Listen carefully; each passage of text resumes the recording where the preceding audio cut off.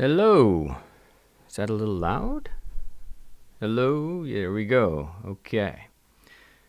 And let's check. We're missing light.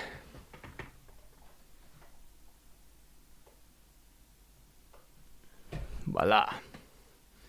That is too bright. Okay. I think our audio is working. I'll give this a second for everybody to hear me. And let me know that you can hear my voice and see the screen okay and that there's no problems. Dun dun. Just put it in chat and I'll wait until chat before I hit the next step. Hello, Kevin. How are you? All right, let me do and see if I can hear it.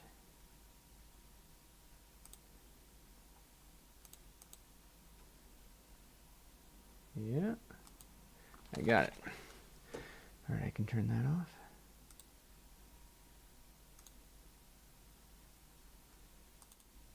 Okay, happy Father's Day. Hope everybody's doing well. And so let's get into the meat and potatoes of what we want to do today. Today we want to talk about the course. This is the last day for enrollment for the Anatomy for Artists course, which is actually 4 courses: the torso, the head, the arm, and hand, leg, and foot. So we want to talk about that. And then we want to get in and we want to actually start to sculpt the head and start to understand what are the rules for the head, right? If you know the rules, you can play. If you don't know the rules, you get lucky, right? And lucky is not a good place to be. It's that you don't feel confident. You worry, can you produce this on a deadline? What if this was your job and you have to get something done by the end of the day? And, you're not quite sure, whether that's dependable, right? So what we want to learn when we say we want to learn anatomy is that we want to learn consistency, reliability, like we want to be able to produce results in a consistent, reliable way. And that's the primary thing that I like to teach. We're going to learn the anatomy and all that stuff, but the primary idea is that you learn how to build form consistently and reliably. Like you get results that are good, right? So let's talk about the course real quick. And as a reminder, enrollment for this ends tonight. And so I want to walk you through this again. The course has a very specific structure that I think is really important. Let's look at the lower back. If necessary, I'll introduce you guys to, complex topics with a form concept, like the erector spinae for the back.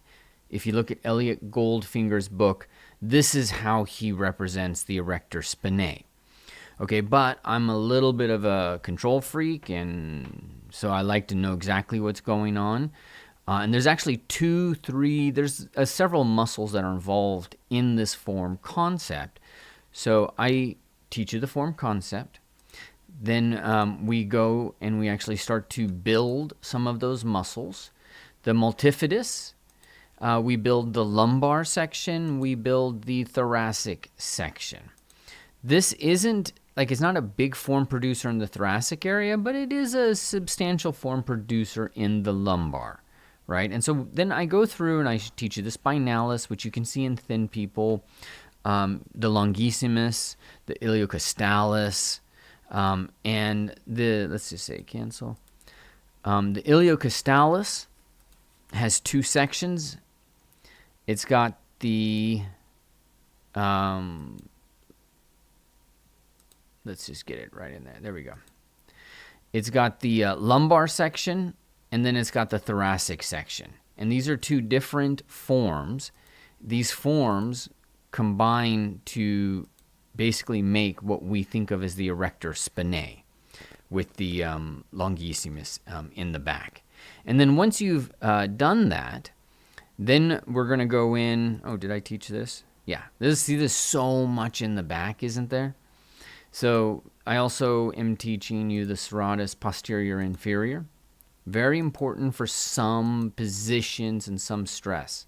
They are right underneath the latissimus dorsi. Where is it that we have transparency on? There we go. So you need to be able to see through the form to be able to see that there is something in there. It creates some of the interdigitation, some of the surface qualities you can see. All right, and then once you've got that, then we go in and we start to draw those onto the form. And I'm teaching you the muscles versus the tendinous section.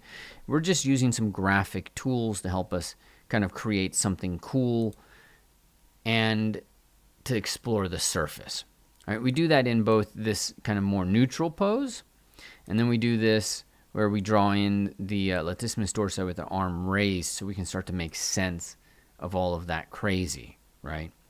And then once we've done that, we get in and we sculpt. All right, and this is the routine in all of these deals. It all works this way, where it's all écorché, draw, sculpt. That's the loop. If you do this loop and you go through this exercise, it's just going to help you master form so much better. All right, and the head's got the same kind of thing. If we look at the eye, it's got the écorché, it's got a digital dissection, and then we go in and we sculpt the eye as well. All right, so that's the course. Enrollment ends tonight, right? And so now's your moment. Now's your time to get in and get this program and get into starting to master anatomy from a sculptor's perspective, right? Not just drawing in, not just anatomy drawovers. It's okay. It definitely is a useful tool, but it's not the only thing. You have to not only know that it's there, you got to actually build it so that, you know, it gets into your body and into your brain better. Okay. Today, last day, head in harmony is what we decided to call today. And the idea is that we are going to sculpt some heads, one head, I think. I'm going to have one goal today. Can I discover something interesting? That's really like my goal. Here, let me show you my Instagram.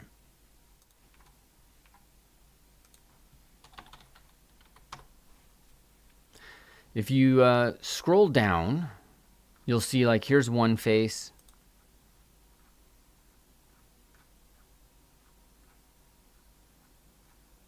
I have to go a little bit. There's another face, another face.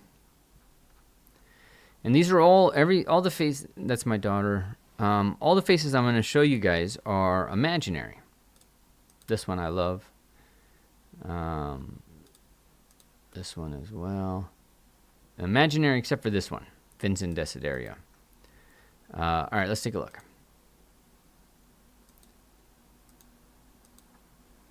There. So that's entirely imaginary. And my goal in this, with all of these guys, is really just trying to find some meaning. That's Matthew McConaughey. I like this one, right? Just trying to find a character that actually like speaks to me. This is like a old Slavic portrait I was thinking about. And so when we look at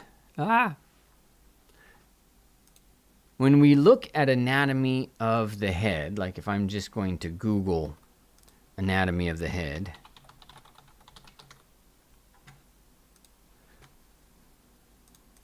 let's go ahead and load in our guy. Arms up, a beer, écorché. That is probably the one. You're going to get all kinds of stuff, usually related to the skull, the landmarks of it. You're going to get some old school anatomy pictures. A lot of artists have done some really neat stuff where they do these overlays. They put in maps and cross sections where you get to see all of this. There's a lot of great information out there, but none of that information really is going to teach you how to start to invent forms and create something from nothing. You know, start with barely an idea and then suddenly have something that looks real. That's the goal for me today. So, shall we start? Now, as I do this, please, in the chat, I see the chat over here, please tell me what is one thing that you really struggle with the head? What's one thing that just, no matter how much learning, like you always have this problem?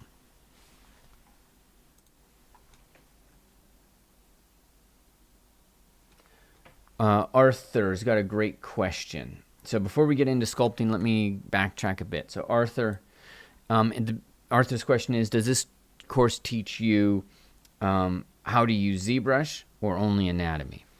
So there's a lot of resources on how to use ZBrush. I don't want to duplicate any of that stuff.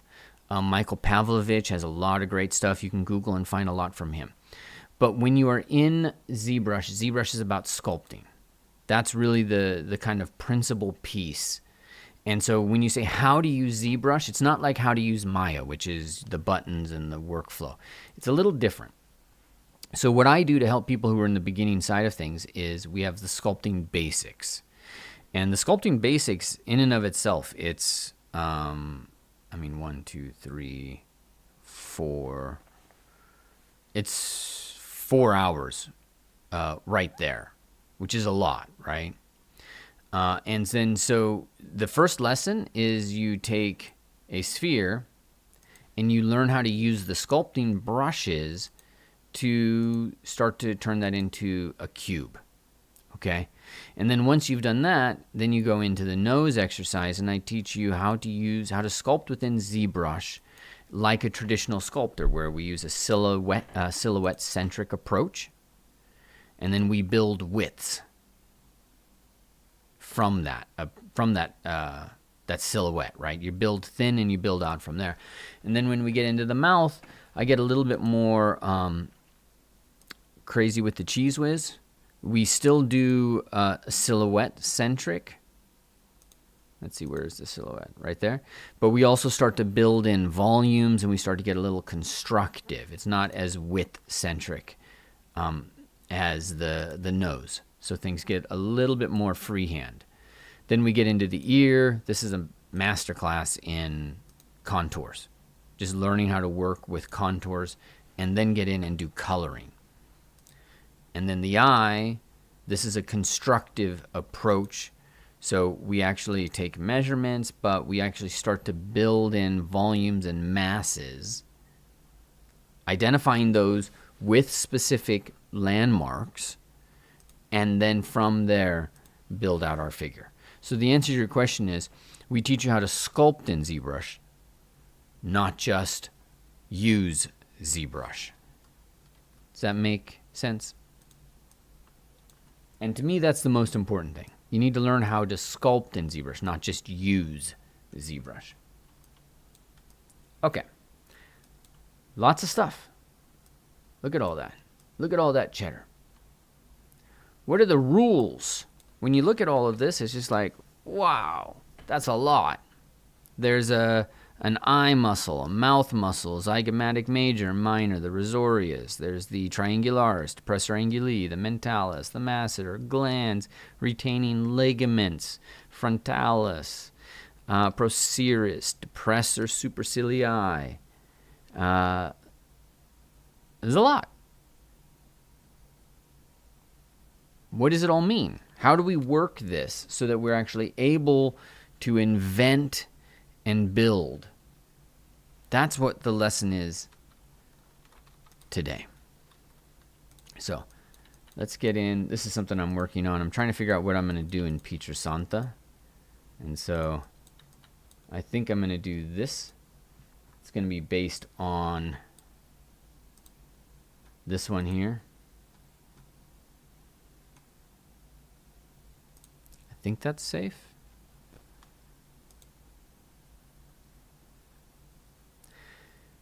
Big fan of Ivan Mestrovich, have been from the beginning. But let's save this and get out of here. I forgot to save it before we started. And we have two ways that we can start ahead. All right, so we can start ahead from a sphere, or we can start ahead from a planar head that comes inside of ZBrush. So I'm going to start it from something inside of ZBrush. But if you've watched any of these head lectures, which I think I've done 2 of them, if you've watched them, you're going to see I always get to one stage. There's always one stage that's important, that's there, and that's the volumes of the head. It's these volumes of the head that allow me to actually play and start to discover character. It's a big part of Stylized. Now, everybody's going to have their own methodology when it comes to Stylized and whatnot. So I'm not saying that this is the end-all, be-all, but it's a super powerful way for me. So let's get started.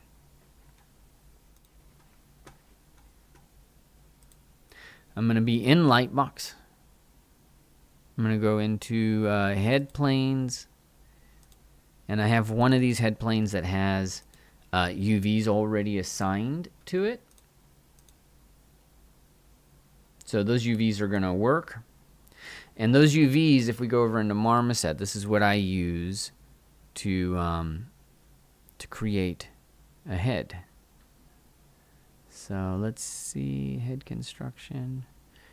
Now let me show you this, but I want to show you this before we go and jump into stuff. Let's show the ones that are on in September.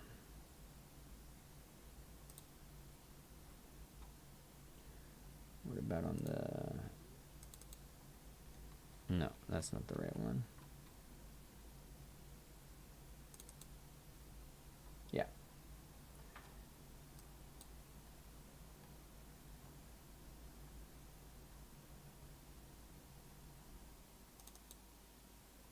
All right, let me open up another Marmoset scene that hopefully has all of its files properly linked. I move things around a lot, so I'm always screwing that up. No, we don't want to save that. And I don't think any of those matter. 23, 22.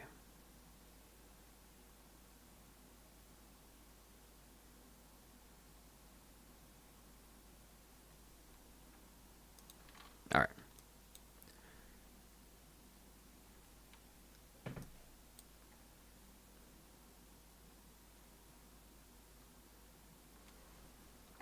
So here is one of the heads that I was imagining and playing around with.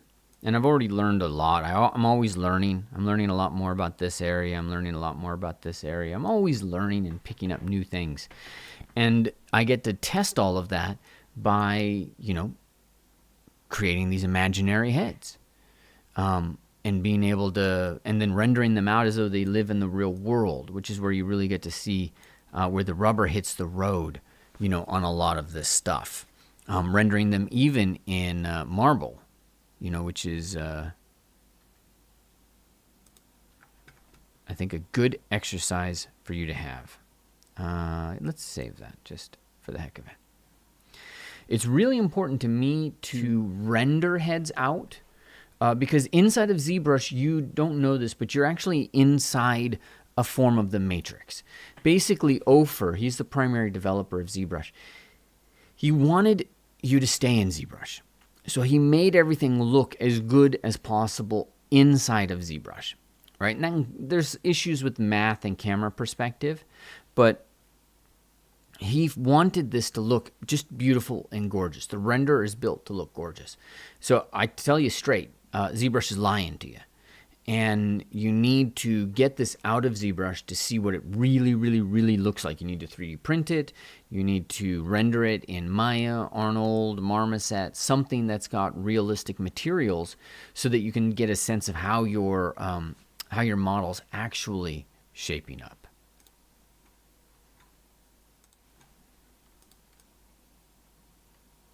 I don't think this is gonna take a moment. Let's see if we can get a viewport render on it. I have some, actually, that's gonna take too long. I have to get volumetric rendering set up for that. So select the material. Oh yeah, I have volumetric scattering. That's great. All right, but let's deal with that later. This is me practicing marble stuff. So, are we ready?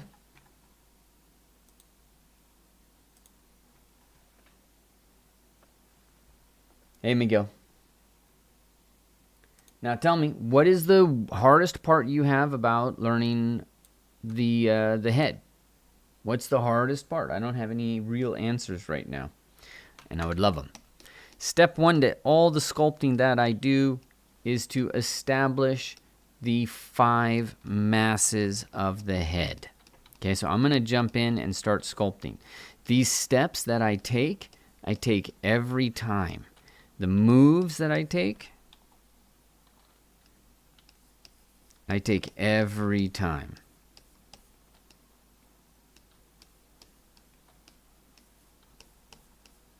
All right, so let's just stop right there. It's very important what I just did.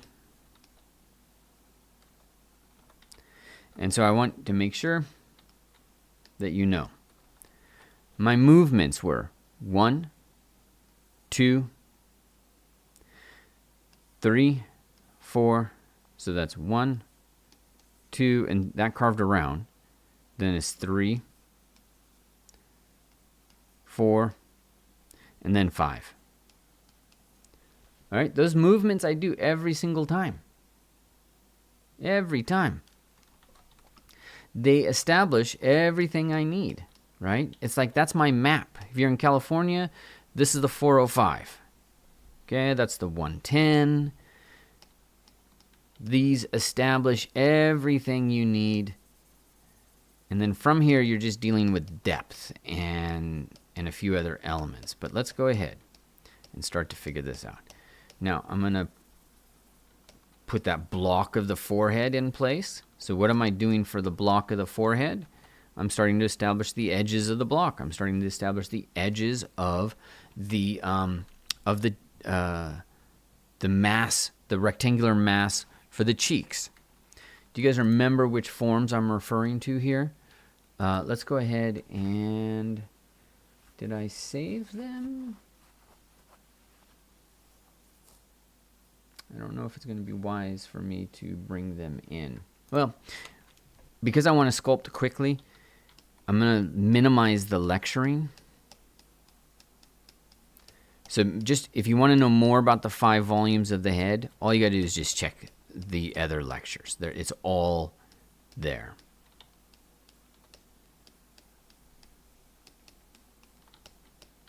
Now I'm going to sculpt the down plane of the jaw. In order to sculpt the down plane of the jaw, you got to know about the mylohyoid and the hyoid bone and how that creates the plane change for the most part. This dude, this planar head is a super thick dude. Too thick for me.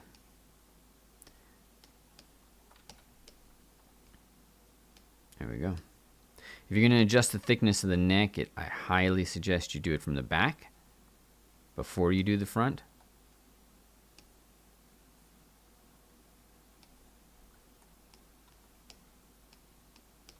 What's my perspective? It's too much. I'm going to go into 50. If you're asking me like what perspective to use, I use 50. If you're asking me how do you ensure that it matches the real world, I say I don't. That's why I have marmoset.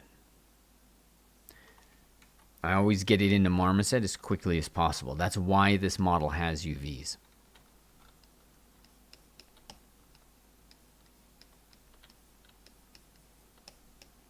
Now I'm going to just remove.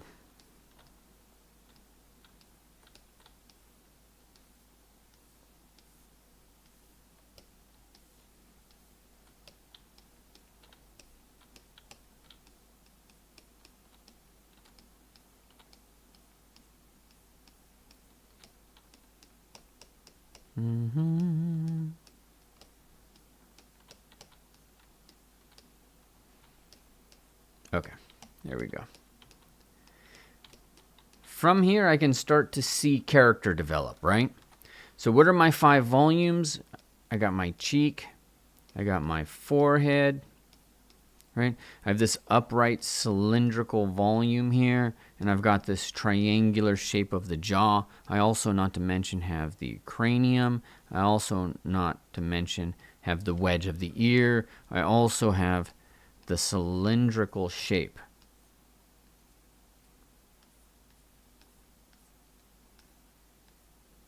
And I have all these pieces working. Now, these are what we start to play with. We need to start to say, all right, so I'm going to duplicate this I'm going to try to duplicate as much as I can. And let me check answers real quick. Wayne says, I feel positioning of the eyes is difficult. Depth is tricky. Depth is definitely tricky. Arthur, I'd love to send a screenshot of one of my heads and let it be an example of what's right, what's right and wrong. Post it in Discord, Arthur. Sharif, trouble with likeness. I've reached a point where it resembles the person, but there's still some uncertainty. It seems to drift the more I sculpt. Okay, actually, Sharif, I have to talk to you. Okay.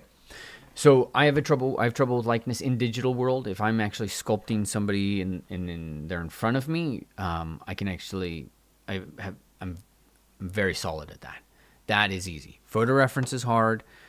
Digital, even harder. But here's the one thing: if you're not doing this one thing and you're working on likeness and you feel like you get a likeness but then it drifts, there's one thing you have to do, and that is you have to stop sculpting.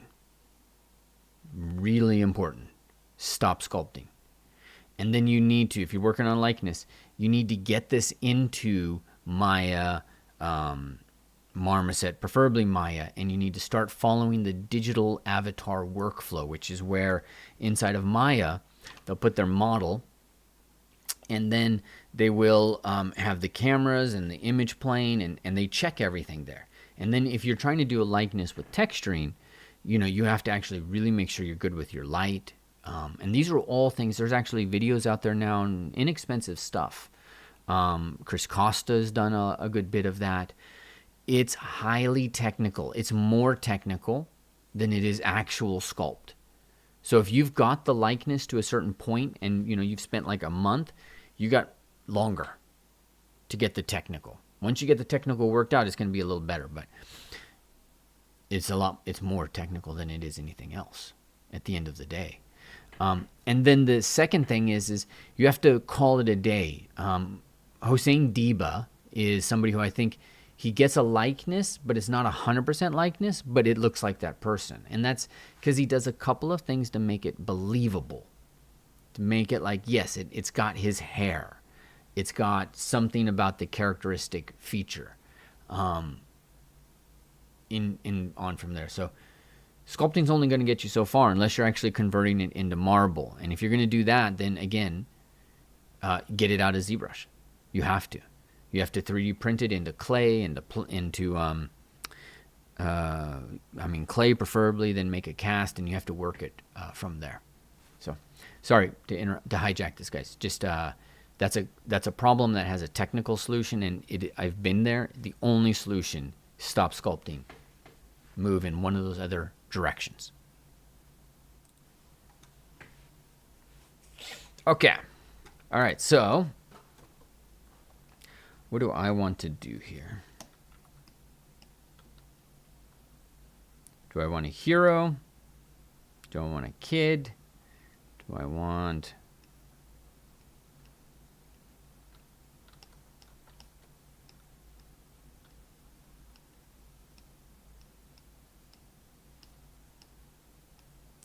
I'm always interested in shapes.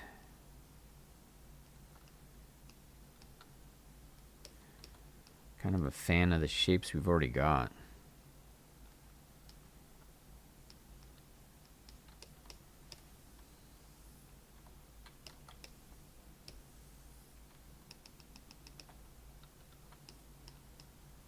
I'm going to push those ears back.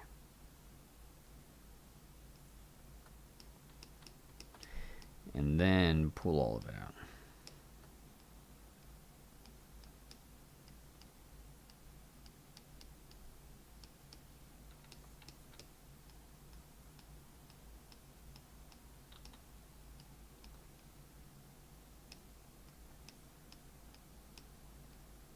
Okay, I want to start to think, is this, what's the ethnicity?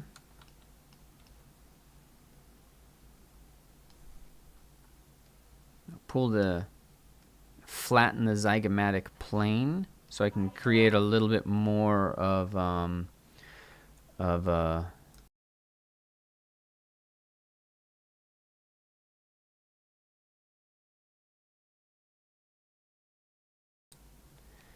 okay. And let's go here.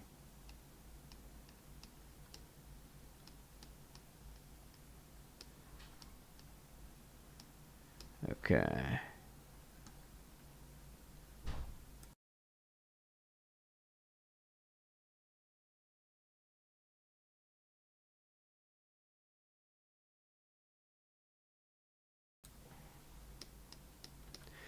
Okay, I'm not sure.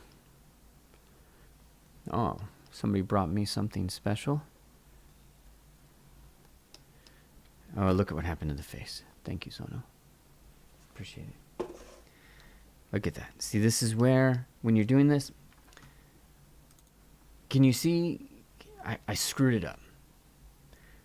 And so this is head in harmony today. Let me move that mic back. I'm sure that was redlining. Head in harmony.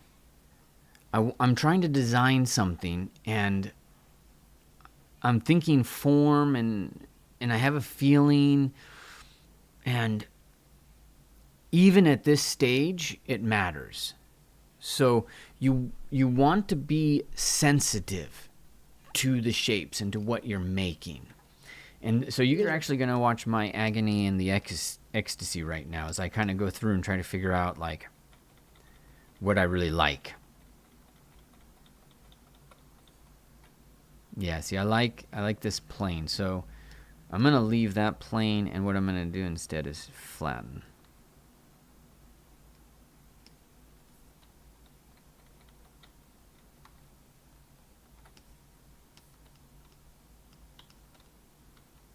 Okay. Now this is a pretty atypical Ichabod crane kind of look. Get that neck. One of the rules, for example, for a neck. Do you see how it keeps that plane of the eye? Really important. And then you always want to keep in mind that triangle down there. This, you know, it's always like that. Of course, it can kind of billow out, but in this guy, this is our approach.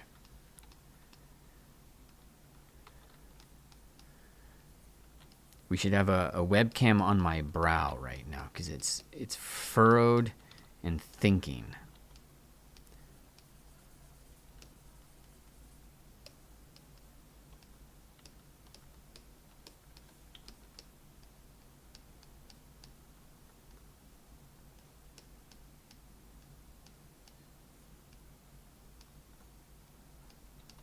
Okay, I'm liking this. This is the promise that was here.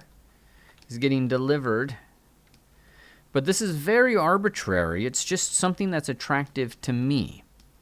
So now with the nose, we have a hook. We could actually make that an upturned nose. We could make that more of a straight kind of warrior quality. We can actually have the nose connect up here at the top. There's a bunch of things that we can start to do. See, that's one nose.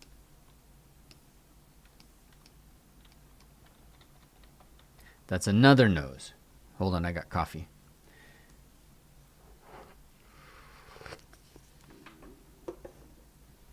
So I get to pick. But what's important is that I'm picking now.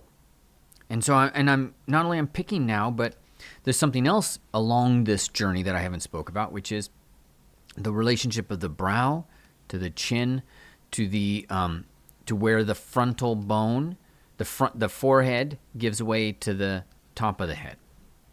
So those points, as well as the tip of the nose, these are things that I can adjust, right? So if I go with the move brush, I could say really bury that chin back, and that becomes part of the character. I could pull that chin forward, and now that becomes part of the character.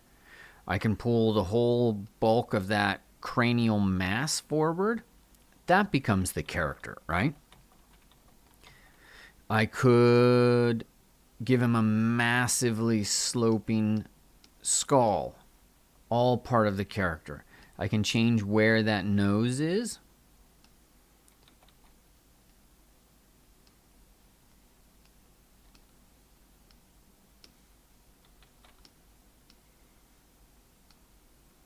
Now suddenly, you have like a kid, right?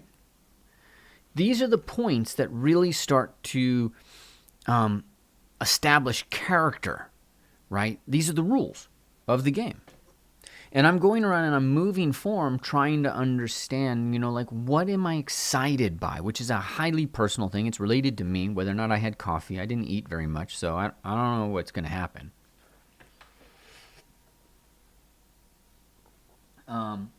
Let me check comments here while I have coffee. Natalia, you're welcome.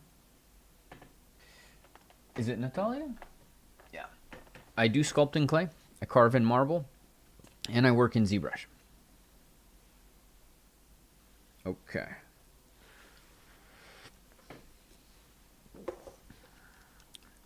Let's get rid of those points. Those are all mental points. Things that I keep in my mind.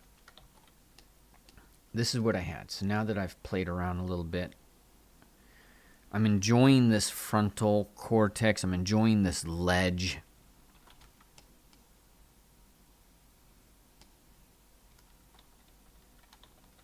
I'm kind of inclined to that nose.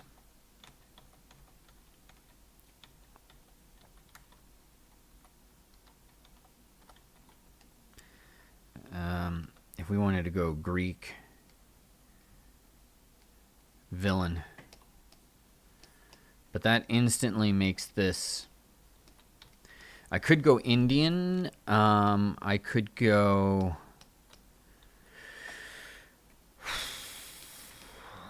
A lot of different directions. I'm going to keep the nose like this.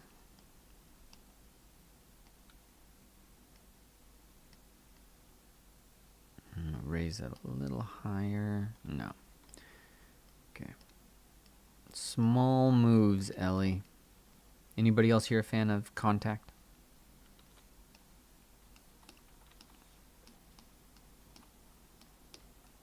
That turns it into a boy.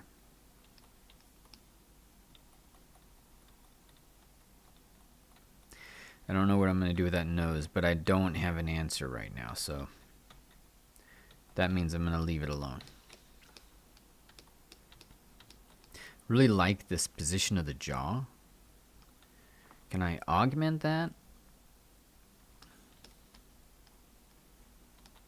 I lose that big cranial ledge if I do. Can I keep the cranial ledge if I move the frontal bone out? Obviously that's not realistic, so let's just cut that back. It's too much. It started to look like a deformity. I don't know. All right. When in doubt, get moving. So I'm going to start building the mass of the eye.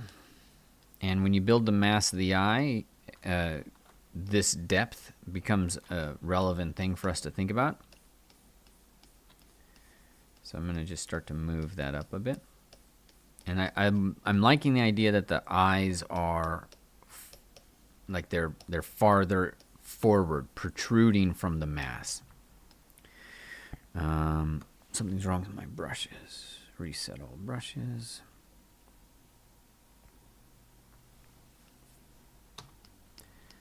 Okay. There you go.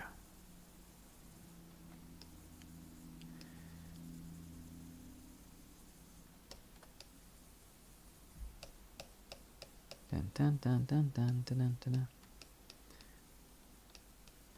Superciliary arch, glabella. Nose has these two arcs.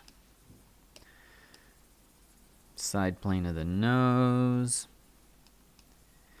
Disney princess line.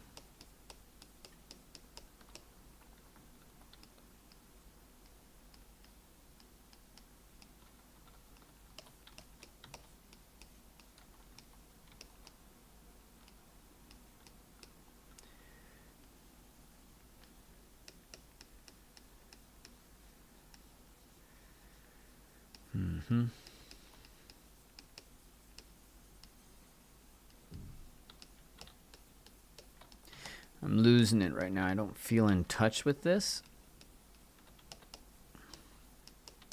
So I'm just going to make some quick moves to see if something can emerge.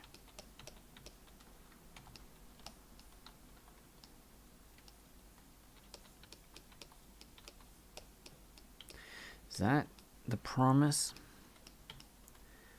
No, let's go back. This is the stage I really liked.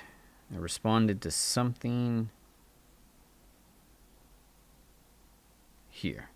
So I'm going to duplicate that to leave that.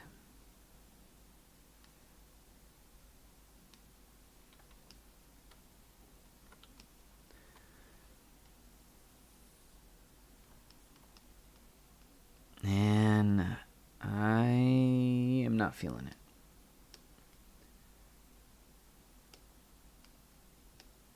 Let's duplicate that.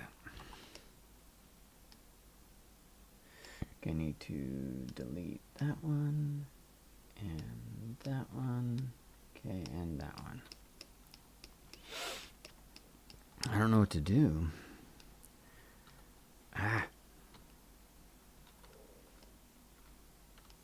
The eye was a bad idea to start with. Let's start with the mouth.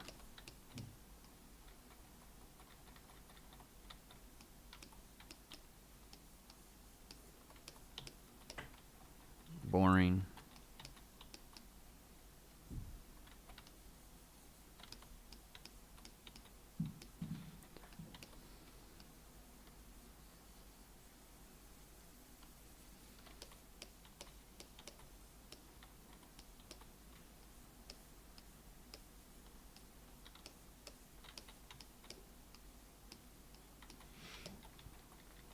What do you guys think?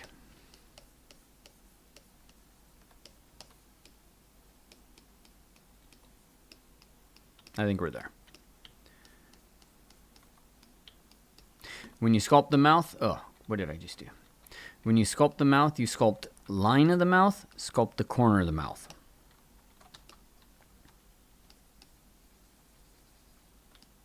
Down for the marionette line.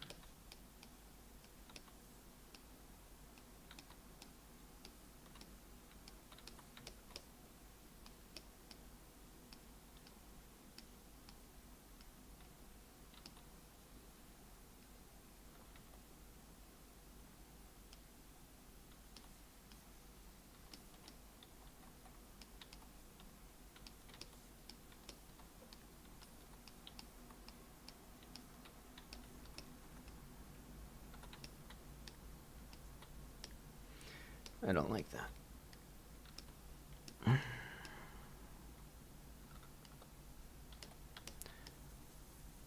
I'm gonna come in now, and I think I'm seeing a female now. Notice from the lectures in the last week, the muzzle of the mouth is part of a cylinder, and that cylinder is going back, right?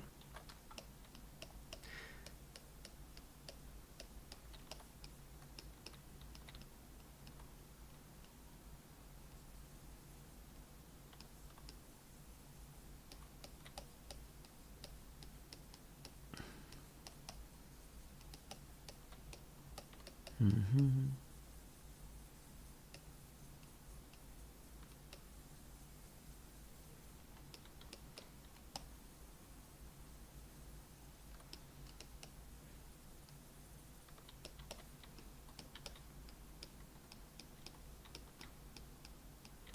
Okay. I'm still seeing something.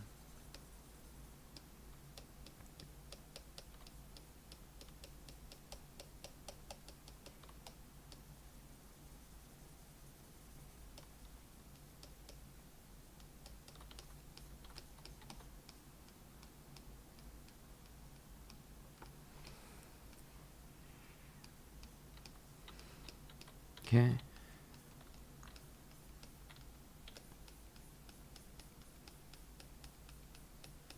I'm rounding. The rounding's intentional because I'm now trying to work towards a feminine quality. And so, one of the rules,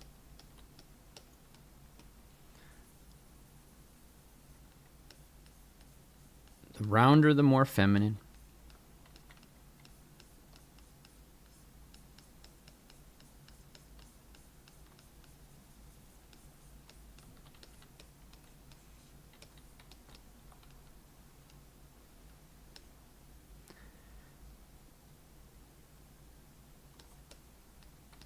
Still got the same quality? I think so. What do you guys think? Do you see a face evolving? Is it making sense how I'm thinking about this, how I'm working through form? Hello, Faisal.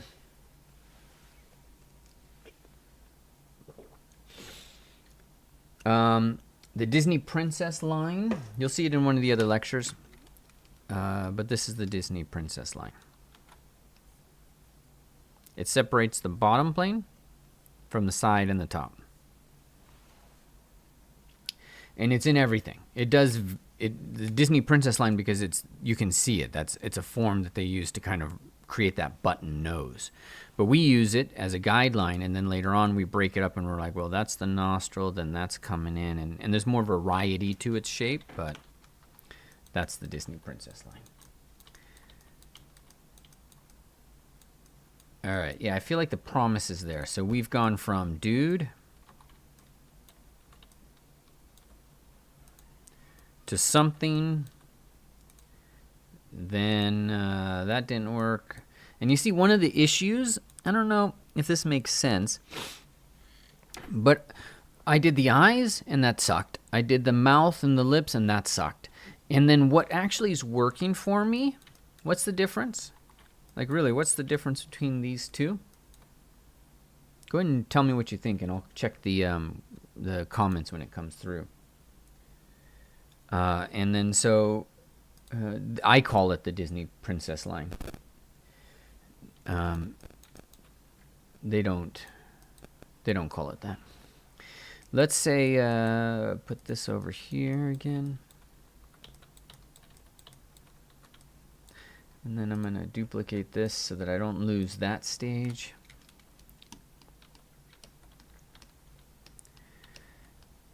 And let's see if we can start to think about the eyeballs.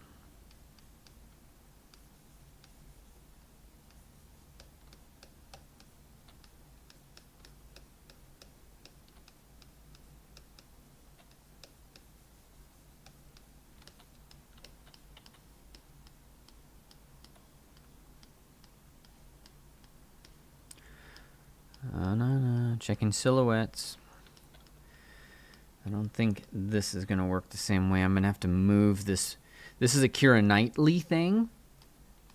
High cheekbone right there, but it's not in the back. Cheekbones, like here, let's go. This is a common mistake.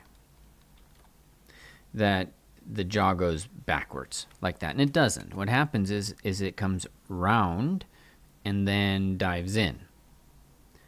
We had this conversation, Norton. It's inappropriate. So what you want to be doing, capture where that plane break really is, which is about 2 inches forward of the ear.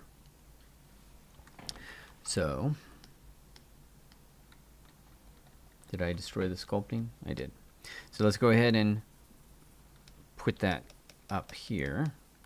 And then that'll give us a moment to kind of just have that dive in.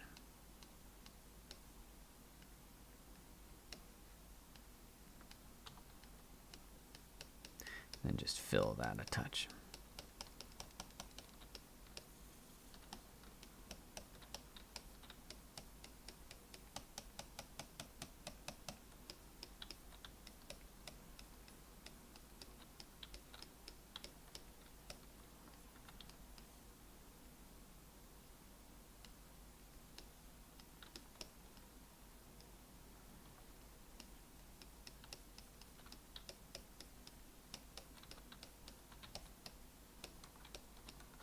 Okay.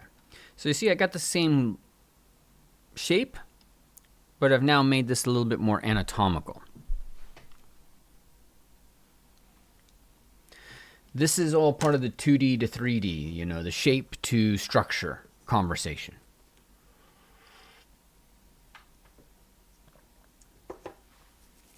Hey Ashton, things are going well. Happy Father's Day, everybody. Right after this, I think we go to lunch somewhere with the kiddos.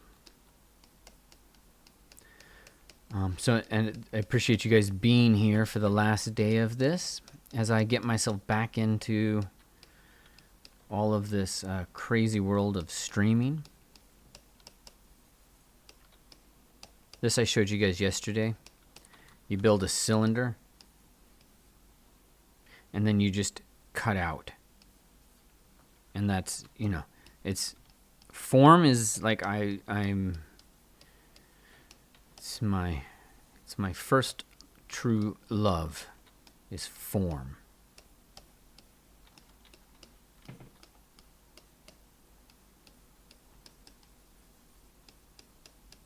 When I made something in sculpture that looked like something for the first time, it's like I was hooked.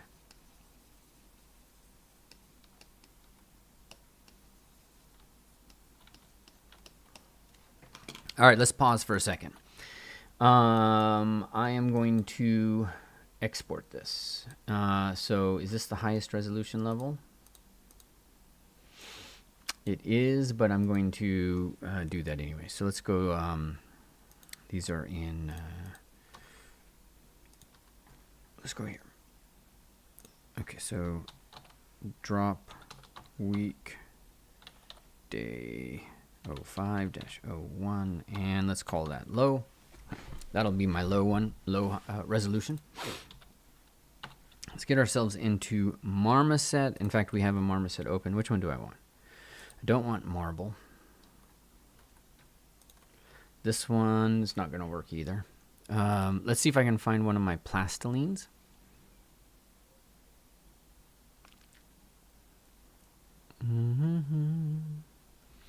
No, I've worked through too many of these to make that work. Okay.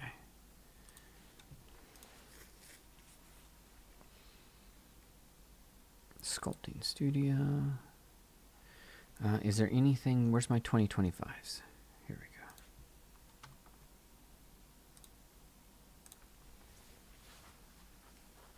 So I have materials that I've created that I work with. I just update projects all the time.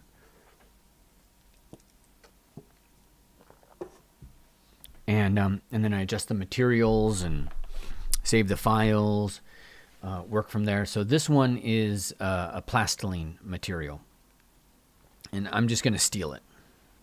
Yeah, it won't look like this. This has actually got a bunch of skin texturing on it.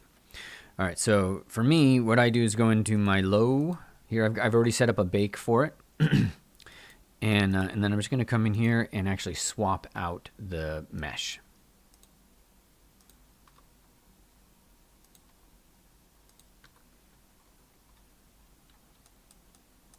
Perfect. And then I'm going to go into the high and do the same thing. And in this case, it's just going to be called, I'm just going to import the same one. Then I just need to change where these guys bake so I don't screw something up. I probably should put this in project.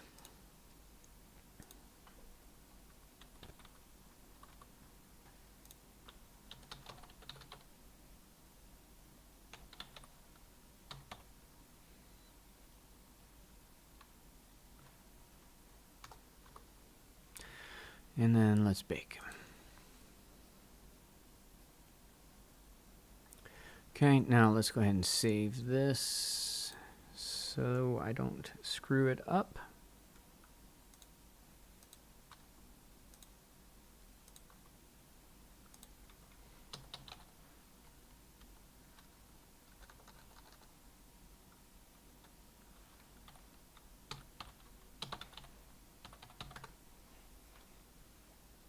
Okay.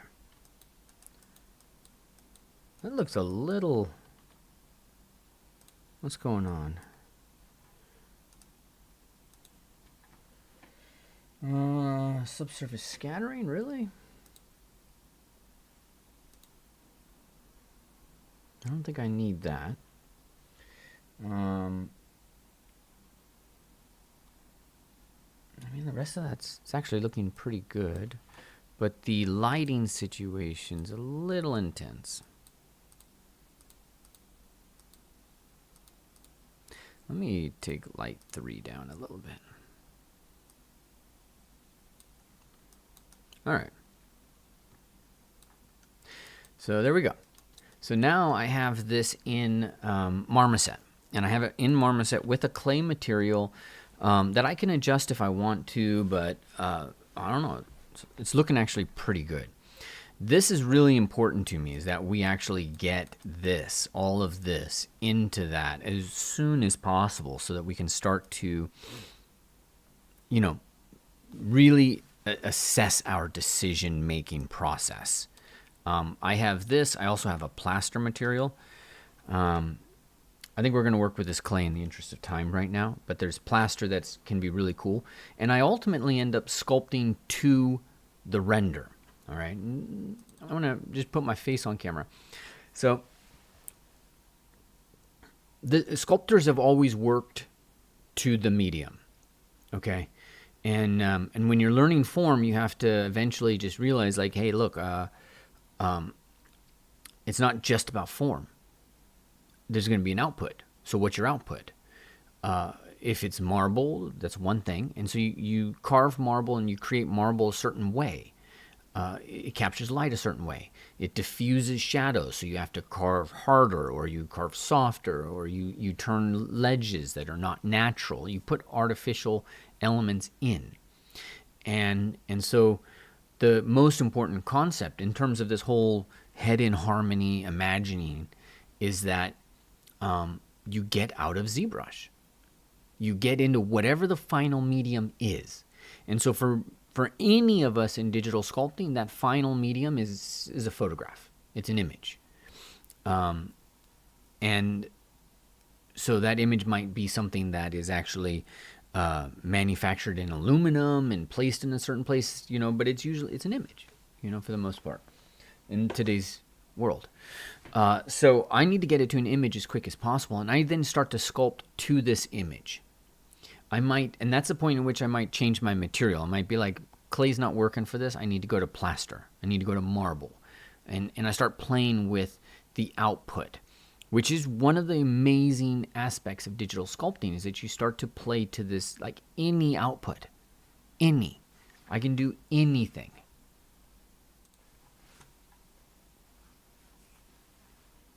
This is not Kira. Please, Kira is gorgeous. I do not have Kira reference up. So I do not want to imply that I'm even approaching that. But we are going to work towards a semi-attractive female that's just slowly evolving the form. So that's why, I've got these kind of wide cheeks, wide jaw. Now, in order to really facilitate this, I feel like the next thing is the nose, because this nose is not, it's not all that. So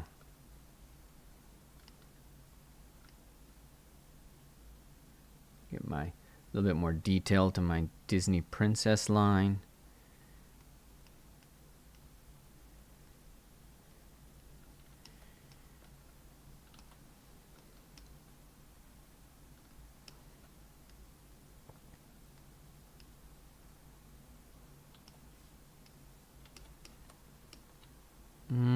Still holds the promise of what I originally saw.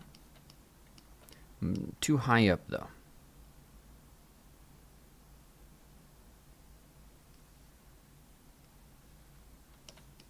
Ah!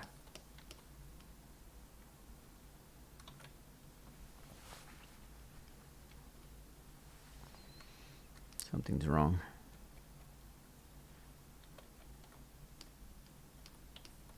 No, keep moving forward. Let's duplicate this, though.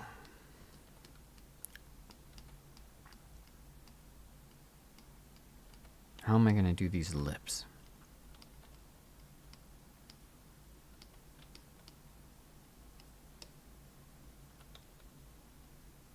Pull that nose back.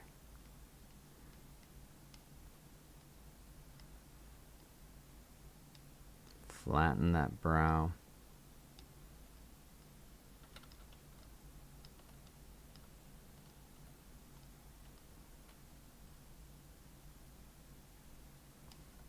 Am I losing it? No. I started out with all kinds of intentions, and I'm shaking them all up.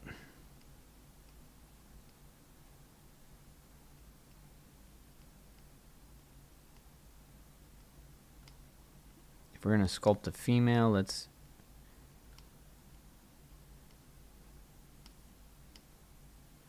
pull that up a little bit.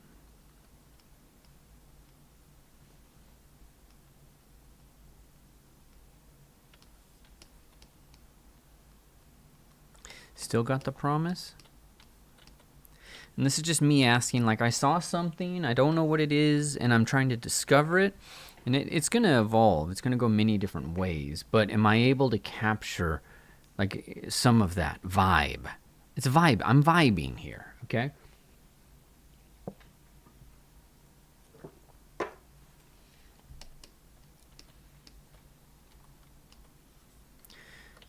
That was a mistake. Got to keep that there. I think I can get rid of this one now. And for the love of Christ, save this thing. Did I not save it? No, I didn't. Woo.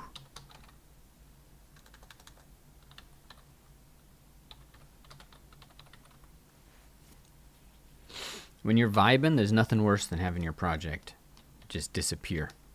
You can't get that vibe back. Okay, mouth. I have the muzzle of the mouth. I now need to think about the lips.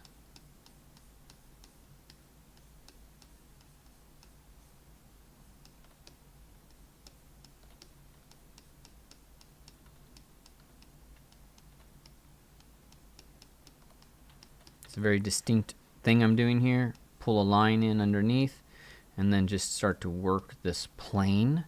That's the plane of the upper lip. It was too round. If it's too round, it starts to be a bit more masculine. And what I'm really playing with right now, I'm actually playing with that upper lips plane. I'm trying to figure it here somewhere. So you see I'm kind of moving this shadow before I actually get in and sculpt the line of the lip.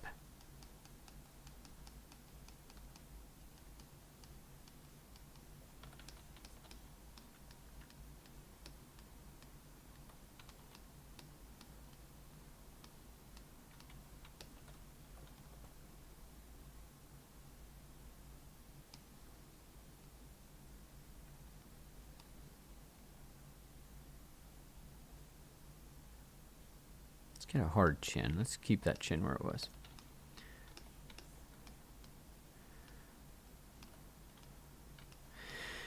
If you want to get better at sculpting,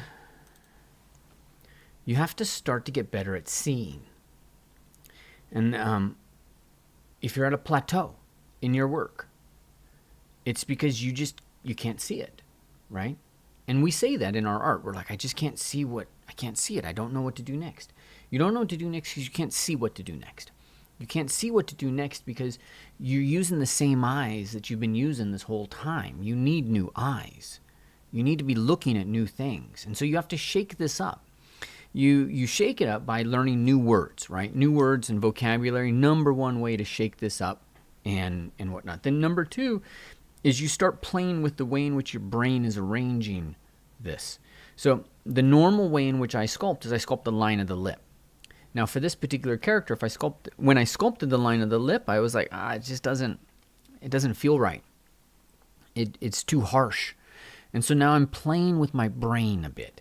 And so instead of sculpting that hard line of the lip, I'm actually sculpting the upper, what they call the vermilion, fucking mosquitoes, the vermilion border, which is the red line of the lip. And I'm actually sculpting the shadow, just a little shadow difference. That's all I'm doing. I'll go in and this will actually get reworked quite a bit.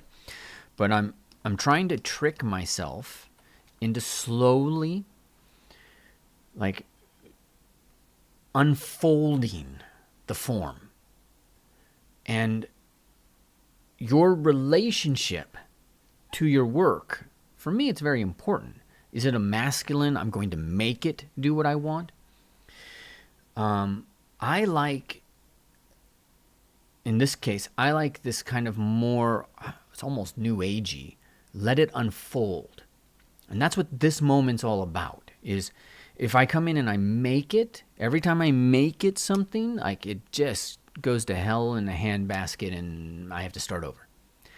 I'm letting it unfold by playing with certain little things along the way. Like in this case, just playing with the vermilion border, and barely even that, just playing with the shadow plane.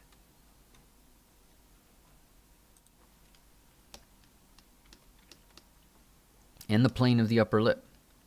And if you weren't aware of so much of this, like, you might not even know what I'm doing.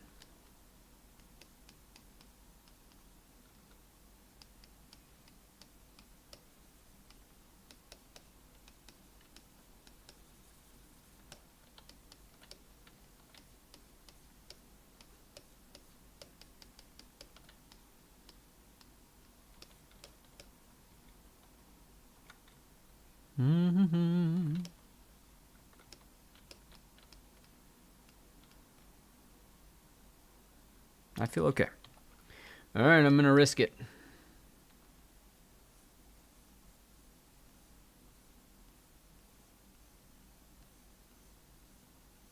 Very light.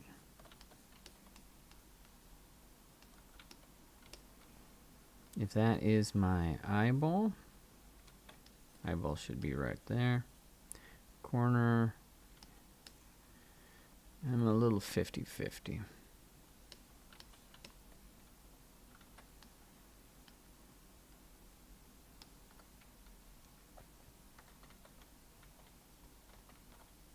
Okay.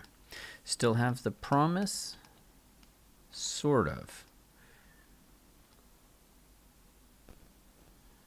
Starting to veer a little bit. Ugh.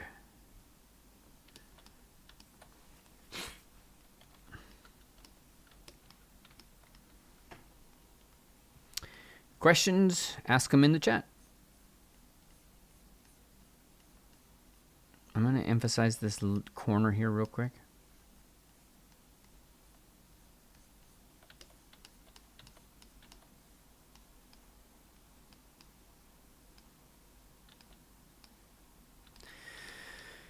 Something I don't like from this view. What don't I? Oh, okay. I know what I don't like.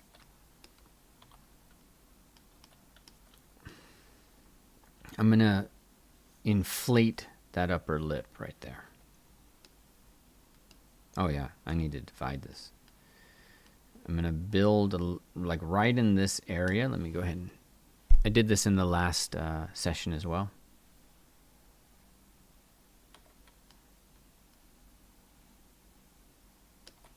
You have to inflate that.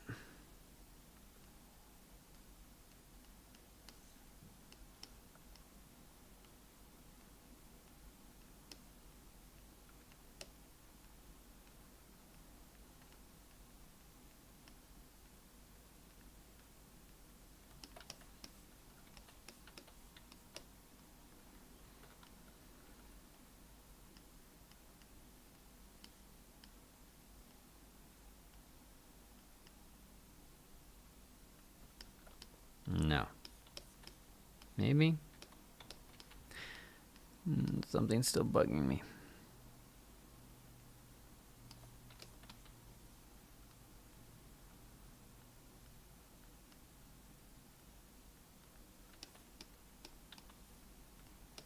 That mouth corner to go back a little bit.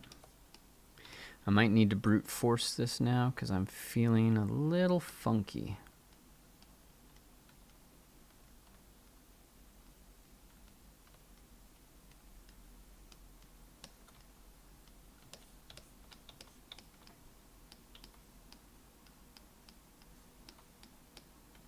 I don't know, still holding the promise though. All right, let's try it. Let's keep going. Corner of the mouth, I'm going to take darts out like this. Wah, wah, wah, wah. What that does is that establishes this upper lip.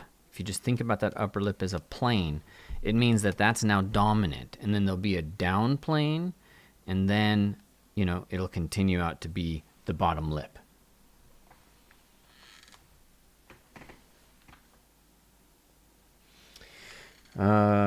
Faisal's asking, I have no knowledge of sculpting. Where should I start?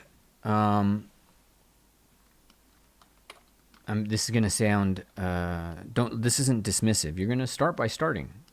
So what you're really asking, and this is it's really important to me that everybody be mindful of the questions you ask. As you can imagine, I get asked questions frequently. And one of the biggest issues I see is that people they just ask the wrong questions. So the question's not, where should I start? Right? You start by starting. So, but what does that mean? And so the big question is, what exercise could you start with? And there's a few exercises you want to not start with. You don't want to start with an attractive female because the structure isn't present at the same degree in an attractive female. Usually the structure is apparent in a 40 to 50-year-old male. So those are what you want to start. You want to start by sculpting faces of older men, usually. If you're a woman, this advice does change, but this is age-old advice. This is actually in Edward Lanteri's book, where he highly recommends that you not start by sculpting, women or, young men, like in their 20s, where their features are still quite soft.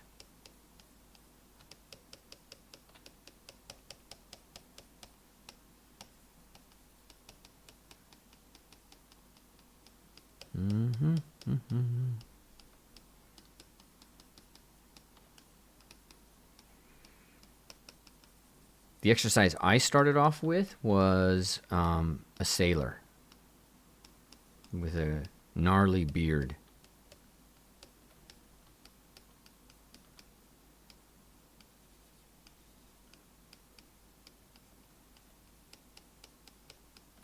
That was a huge thing for me.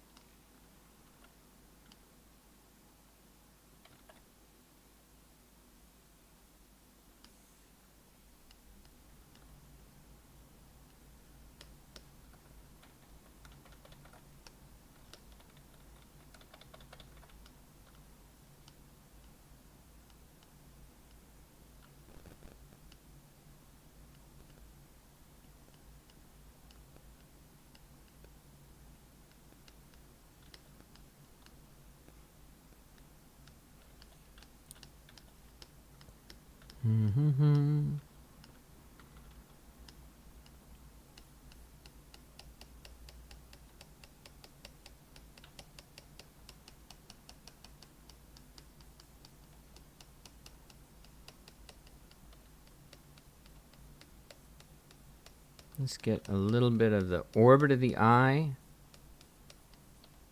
a little bit better.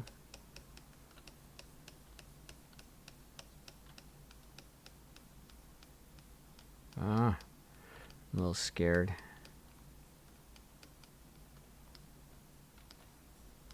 What is that? Cleft lip there. Let's divide that.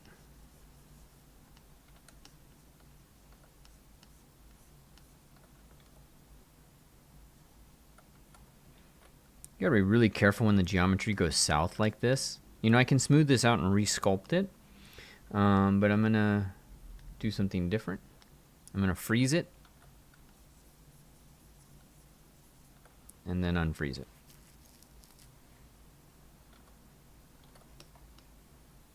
So that's a little bit better.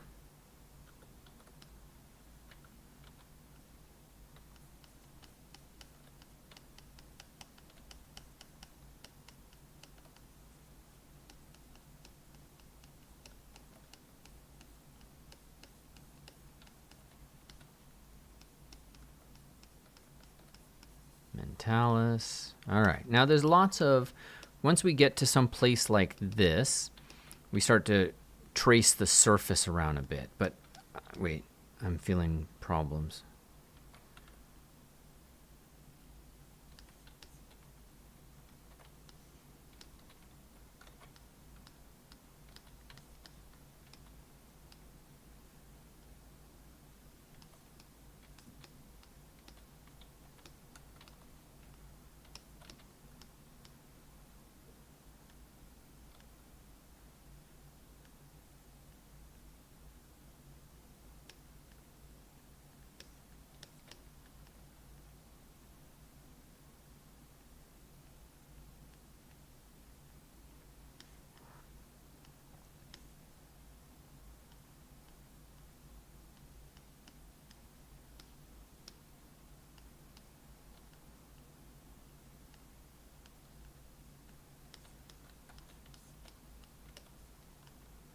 Okay, those lips halfway. That should be, the lower lip should be right there.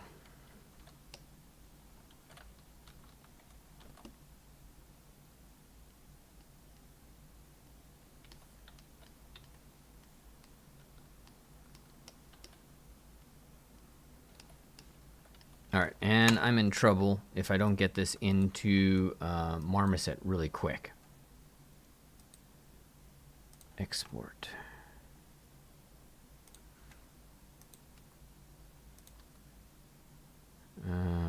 Where did I put them? Well, let's just load it in there for now.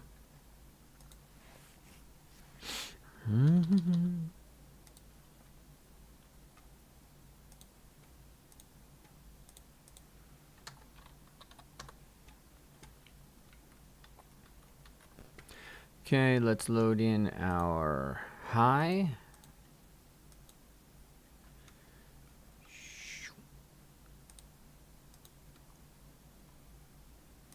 And our low is already loaded in. What? Don't do that to me. Really?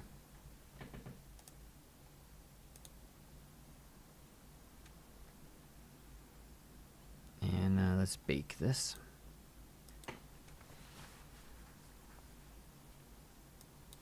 What are you talking about?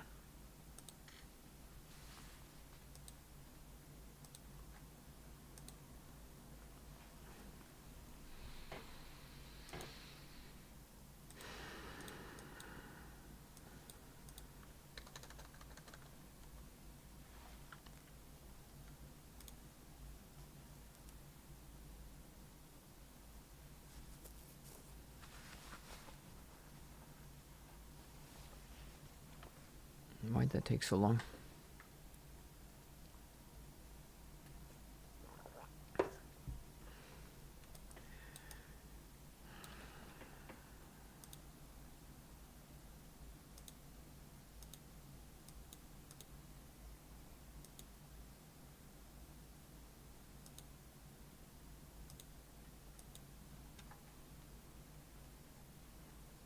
Okay, 1 second. Let me just try to figure out why it's doing this. Let's go into the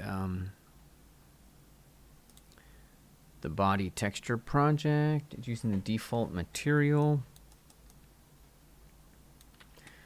It was fine a moment ago.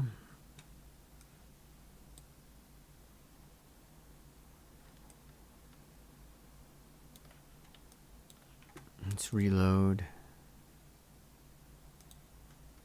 What did I screw up?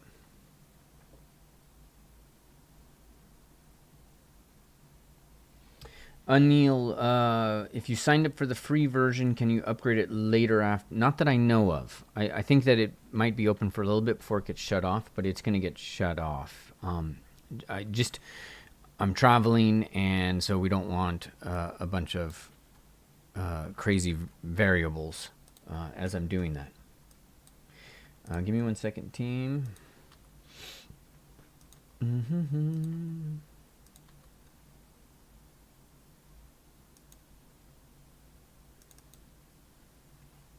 Yeah. Why did it do that?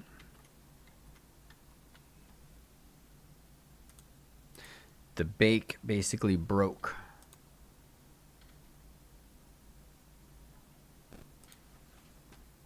Baker output path doesn't create a new one.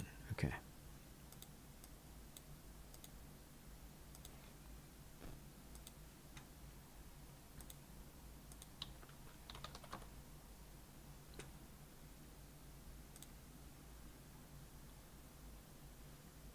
All right, these worked. All right, I must have screwed something up. Might have been, who cares? Let's go with the high. The high is the right one.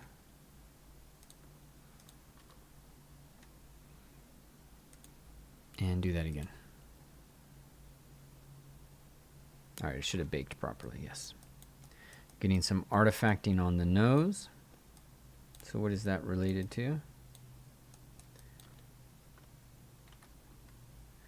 Do I have Maya open?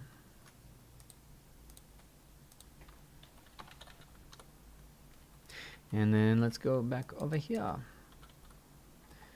So in ZBrush, I want to make sure that when I export, I'm going to smooth those normals, just in case something weird is happening there.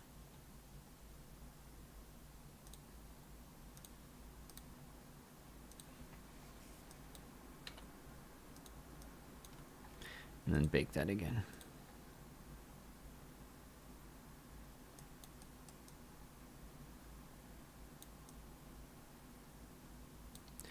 All right, let's see if it's related to lighting.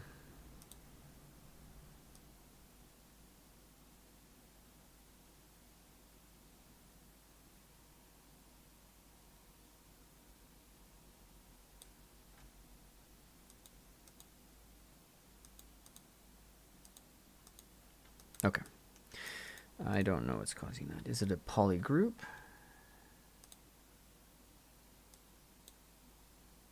Huh? We've lost our UVs?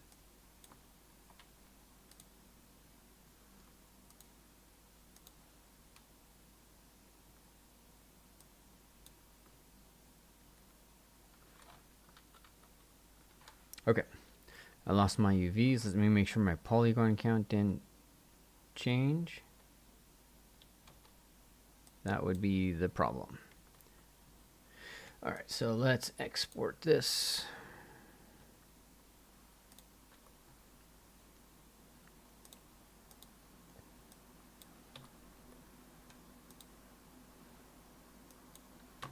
Okay, I'm gonna come down to this one, and is this the lowest? Yeah. Store morph target, import, and then switch. And then delete the morph target, and now I should have UVs. All right. Back to the low.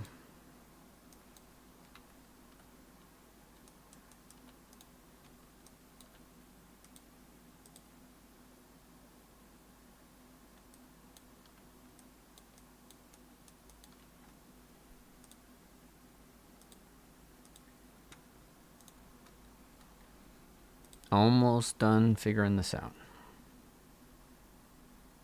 There we go. Whew. I don't know what the heck happened, but somewhere I lost the UVs, and then Marmoset, I don't honestly know how it was figuring out UVs without that, so that's a little dicey. But anyways, I'm noticing things now in Marmoset that I didn't notice here, like the thickness of those lips. Like those are some thick lips. Okay.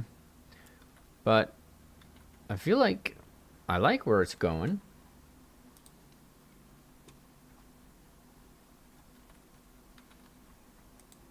I don't like the nose. But I think we're good enough now to... let's just keep going.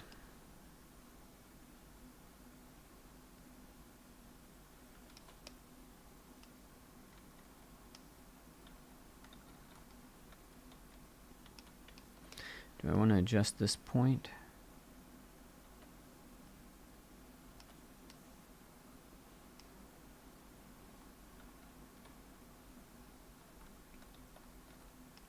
think that's a better chin position. You see, it's an hour and a half.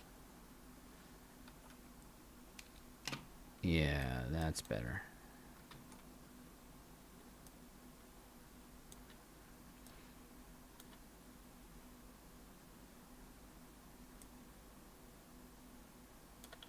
Okay. I'm going to be a little bit more cautious with this nasal plane, not right here, so I don't want that to make such a shadow just yet.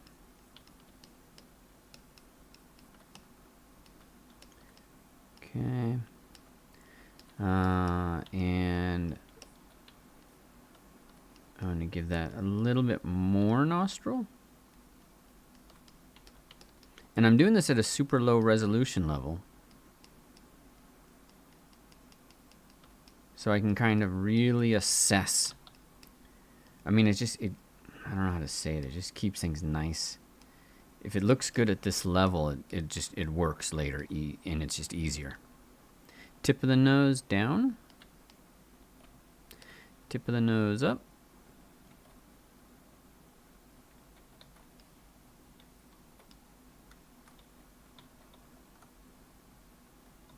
I'm going to go with up.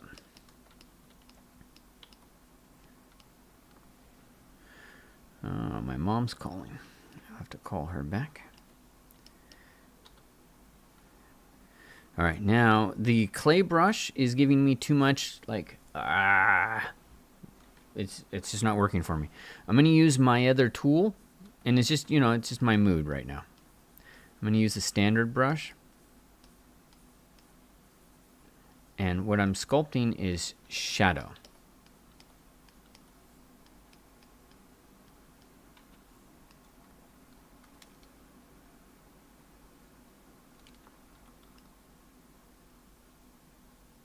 Pull them apart.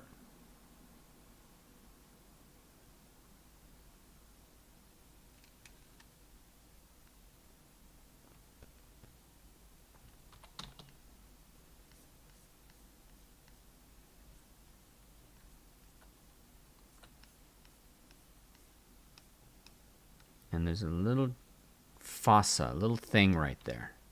Look for that in people that you know. It's really cool.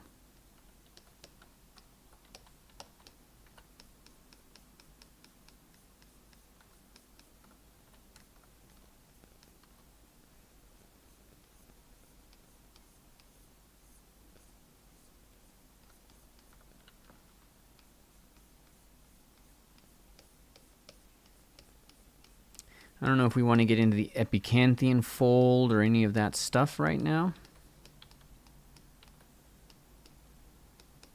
I'm going to build the fat pad on top of that eyelid.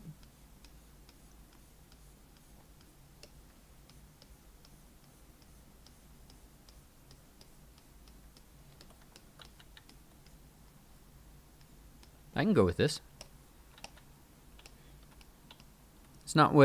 That's not what I was originally expecting, and I think we've gone from Caucasian to Asian to a bunch of different ethnicities, so to speak. But I'm down for this.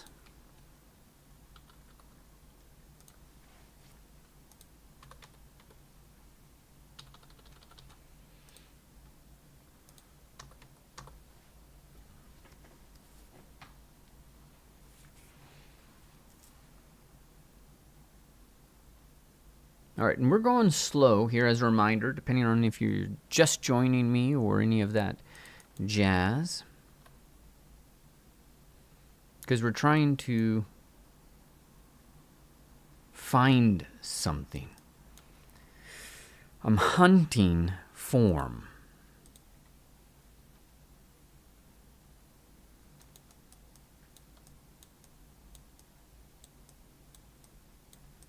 All imaginary, trying to keep it believable as I go along the journey.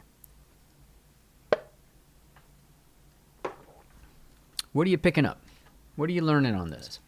Tell me. I love to ask, and I love to know, and it reinforces your learning. What's one thing that you're really picking up out of everything that you have watched so far? I would love to know. Leave it in the chat, and we'll go from there. Does my half and half work? No, I didn't get that scaled.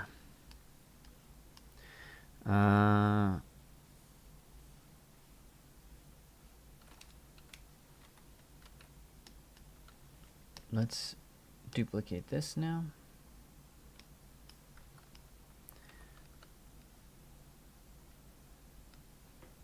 And let's try hairstyles, shall we? Hair is very important.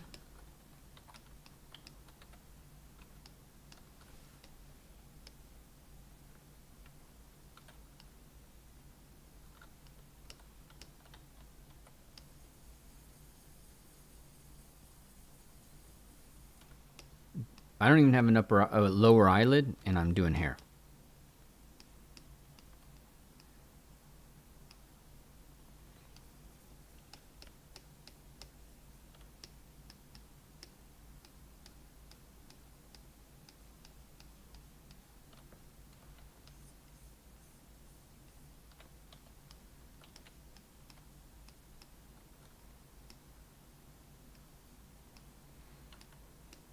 I am super attracted to that haircut right now. Something about that I am loving.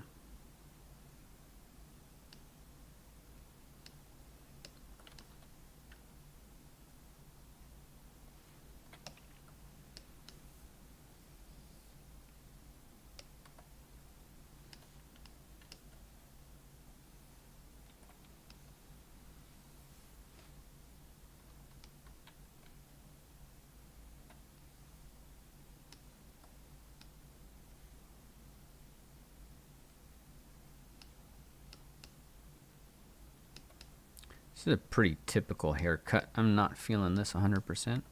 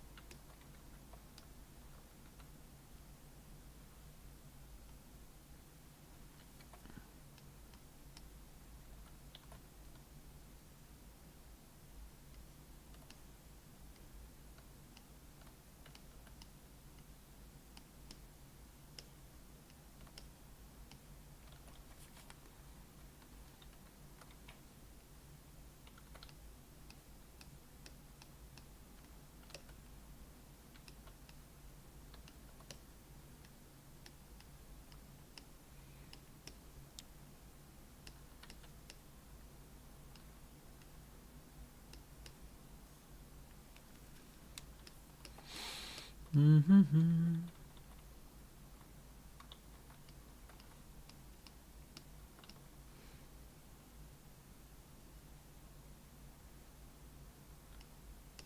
kind of powerful.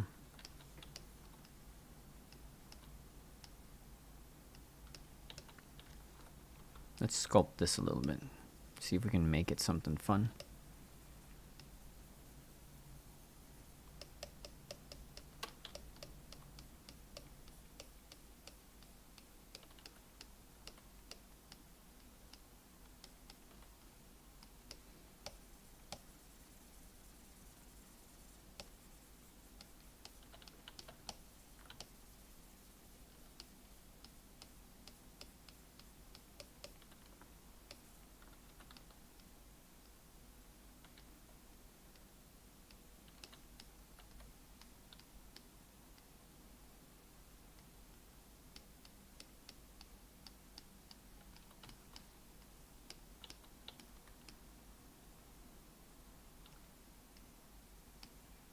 I'm using shape a lot here, guys. Like this is this line into this line. Very important to what I'm trying to capture.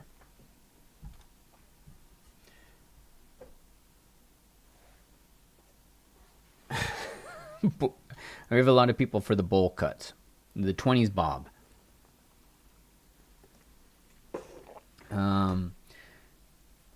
Sure. I tell you what, Natalie. Natalie says, I'd like to see the eye sculpted in more detail. So I tell you what, Natalie, the best thing you could, there's my camera. Best thing you could do is over here, go into the free, if you haven't done this already. It's free, right? So it puts you in the course, you see it, but this is the reason why. Sculpting Basics is free. And so Sculpting Basics, why was that screen there?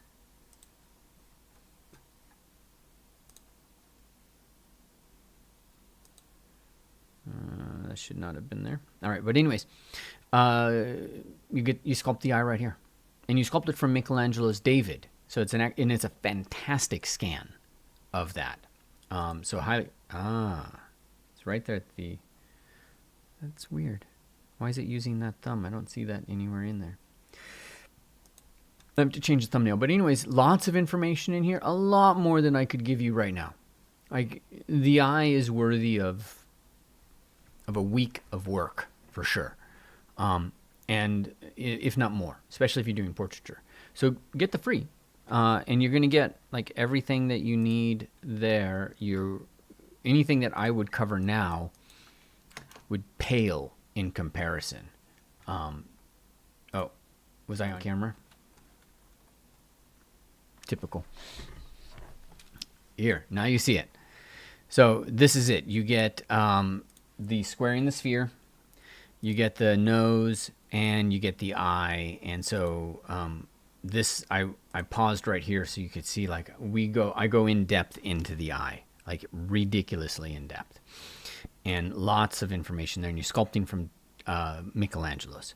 So that's what I'd recommend. And this is free. So if you just go over and you go in the Kingslien.art and you go to the limited access free, you get that, as well as the scans to be able to copy that work. So I recommend that you do that work. All right. So let's get in now and finish sculpting the head. We are. I got like 20 minutes, and it took me. It took me an hour and a half to get somewhere that I felt good about.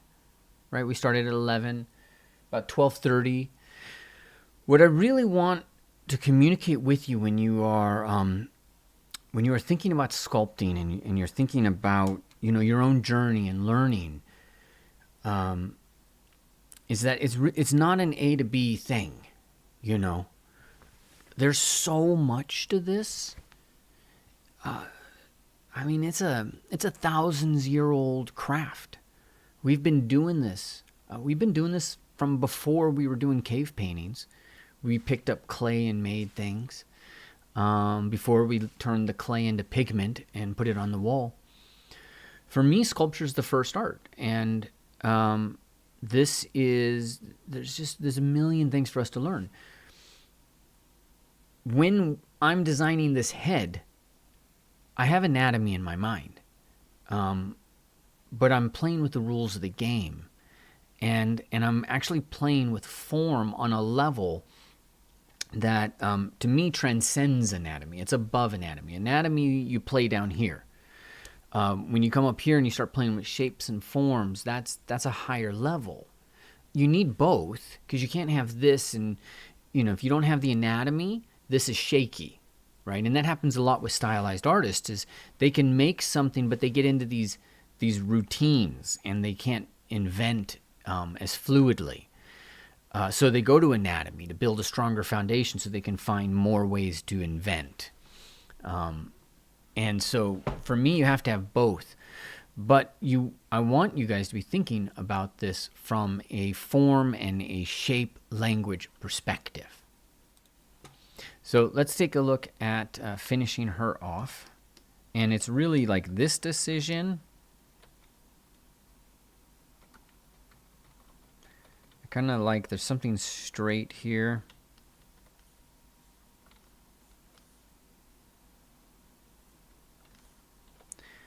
or straight over the ears. And I'm going to go for this one. Yeah, I'm going to go for this one. And so the trick here, I can bring this in as a separate object if I want to. But for me, it's going to be easier if I keep this all one mesh that I then go in and sculpt. So I'm going to do a couple of things here. I'm going to switch over to the Z Project brush. And I'm in my head sculpt. I'm going to make sure symmetry is off. And then just press Alt and brush over the surface. And let's turn color off. And you'll see what it does is brings that surface forward. And you got to be careful. It gets a little crazy. So it's not a bad idea to do this, you know. It's just you got to be careful. One of the not bad ideas is to get in with the clay brush and just go ahead and sculpt some of this so that it's not so far away from the surface.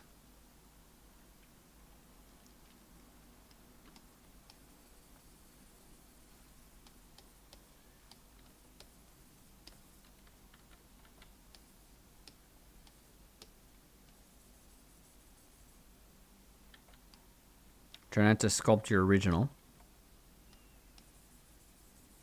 too much. I mean, we could just save that as well. But I'd say now you're in a better place.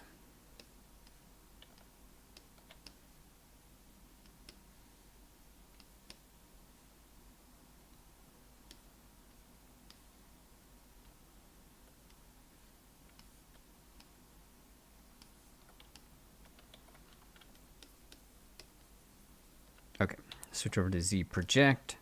Symmetry is off because this brush does not do well with symmetry. Press Alt. Ah!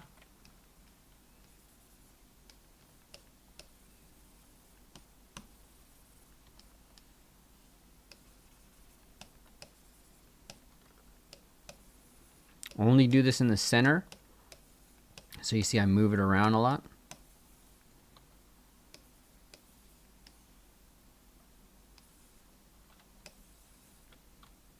Oh, then none of that worked.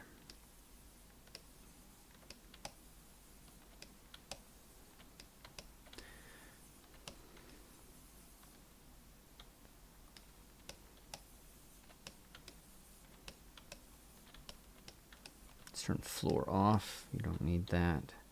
Polluting the airwaves.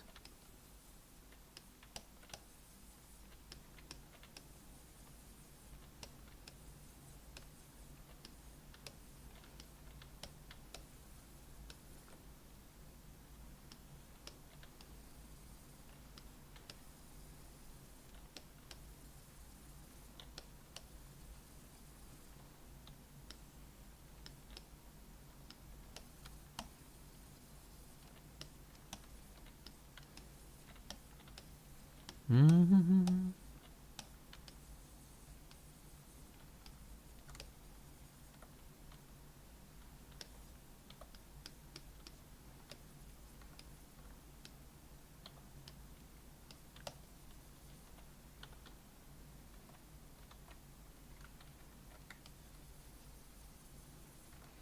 And go through the subdivisions. And then we'll probably have to do some sculpting. All right. Yeah, we got a little sculpting, so we're going to put our brush back on.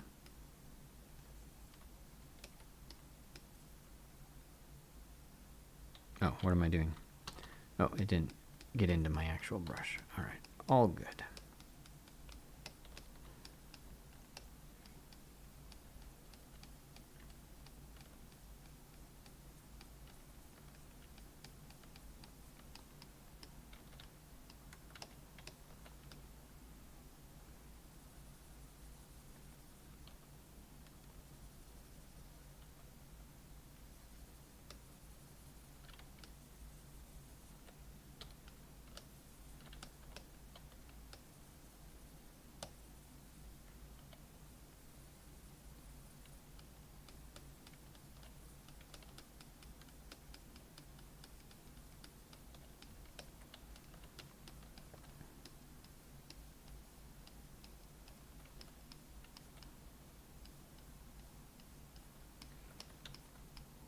Okay, we lost some of that form.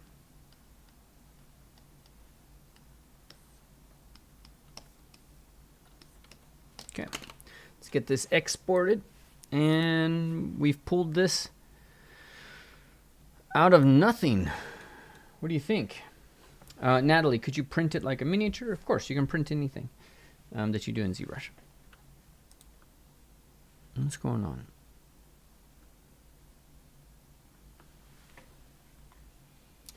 Jojoba, if I dynamesh and remesh to union them together, I lose the UVs.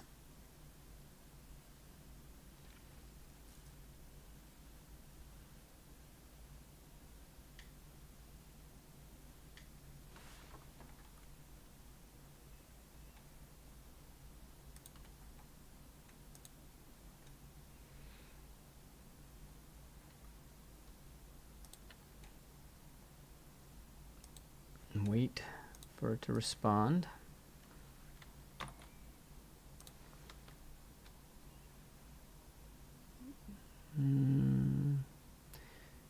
ZBrush is not using the CPU. It is not looking good, folks.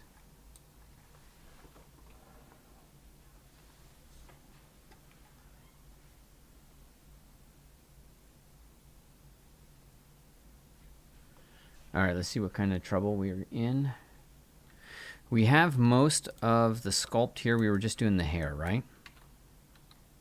I'm going to give it another moment. No, still using 0.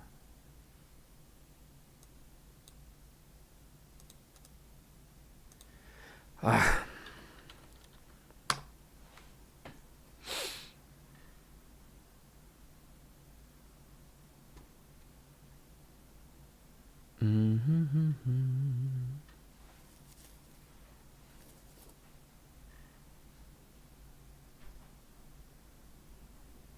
We're restarting ZBrush.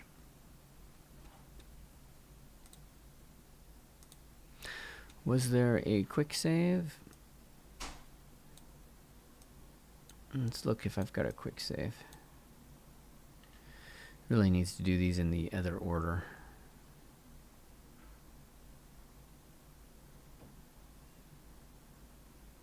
Oh my god, this is way too much. These have to be deleted.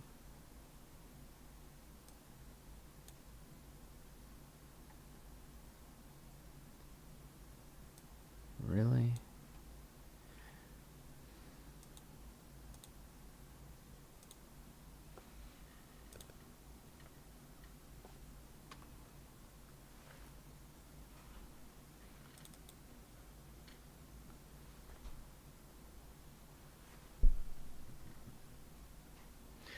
Okay.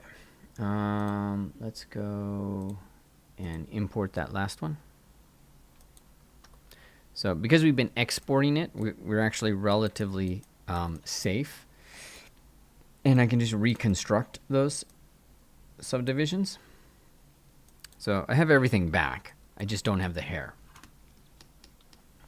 And so I'll check one more time to see if...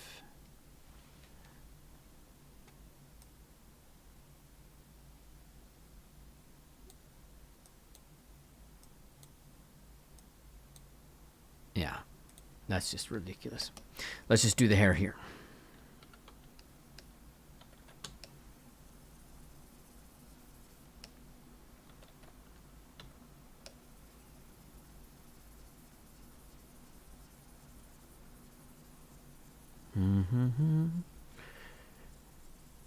Long strokes.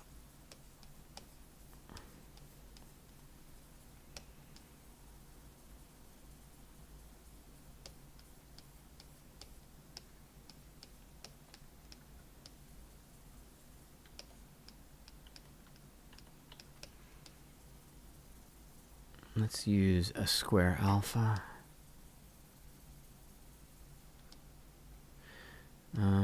Can I'm using it the best it can. Let's use a square alpha and take that focal shift down so it's not so hard.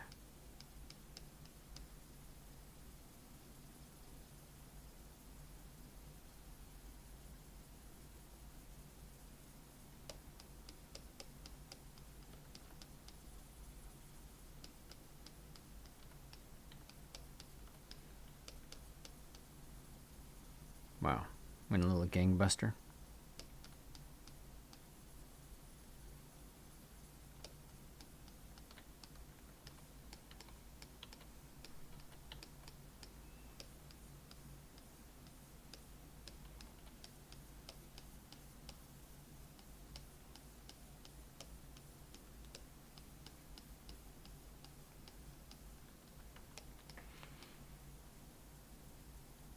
And I want that to be more of a graphical shape.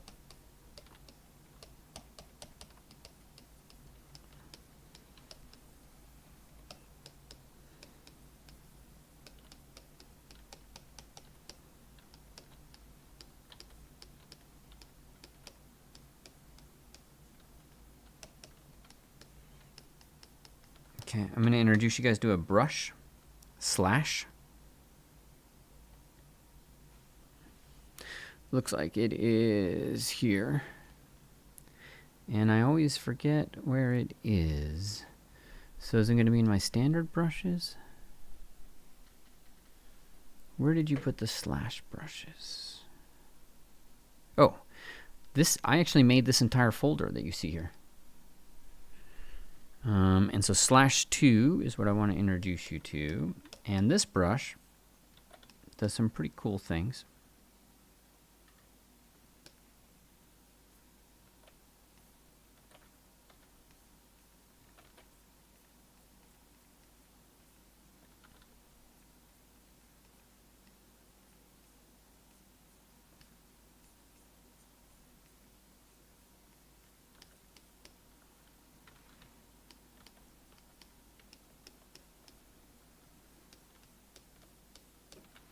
And then let's get a nice little bit of texturing.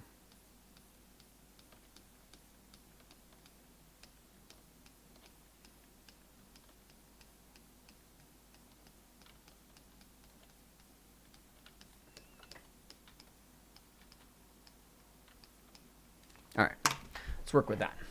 Shalloway, was that an okay recovery? After a horrible crash and all that crazy Z projection, which is annoying as hell.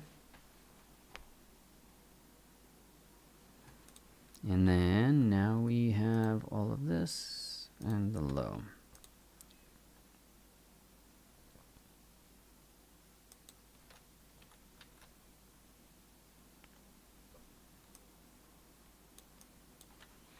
And let's bake it.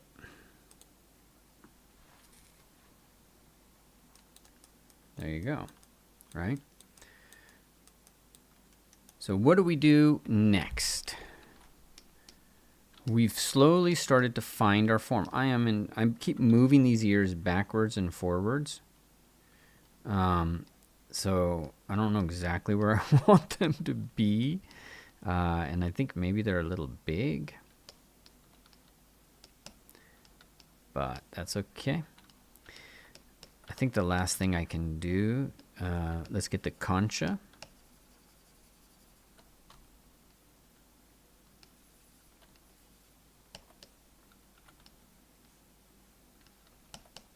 And then let's get the next level of that.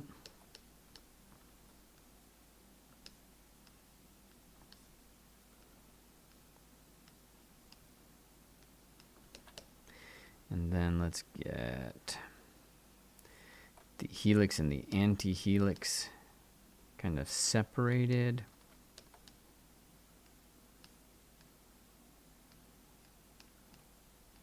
Tragus and the anti-tragus, and pull that form in. I go through all of this in the head sculpting. Nice simple method. For you to be able to kind of master this stuff.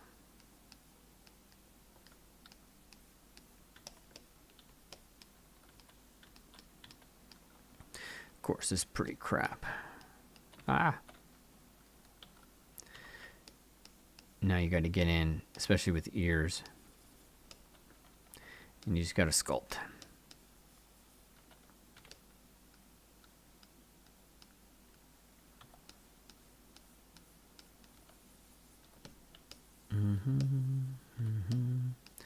Tragus, that's it.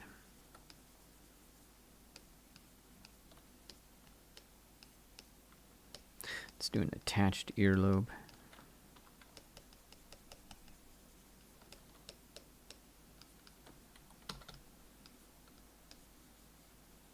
Let's get a nice shadow in there, nice shadow in here. See how I dig for the shadow? Okay. And we have some problems here which we can sculpt into.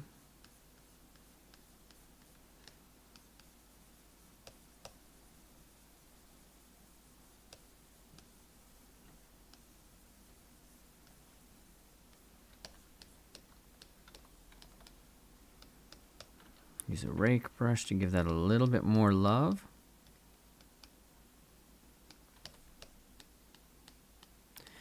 We can use a rake brush for these guys as well.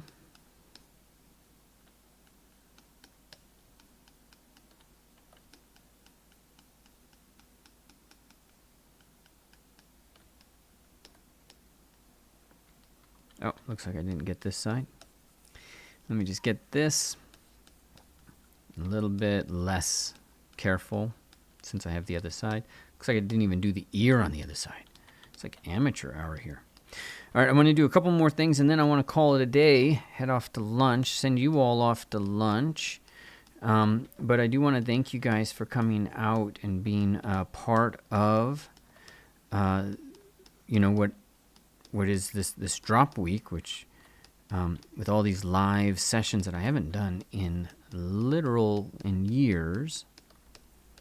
So I'm excited to get back and be sharing my love of all of this with everybody. The rake brush is being too dominant.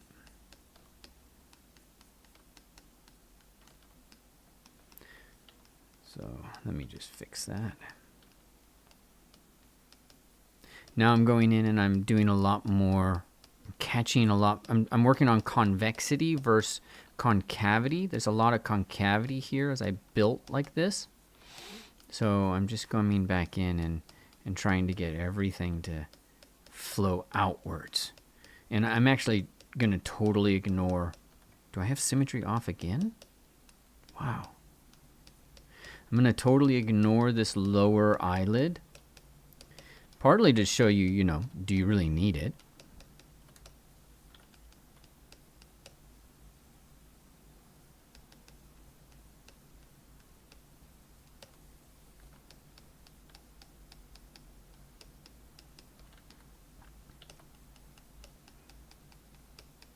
And just to break your preconceived notions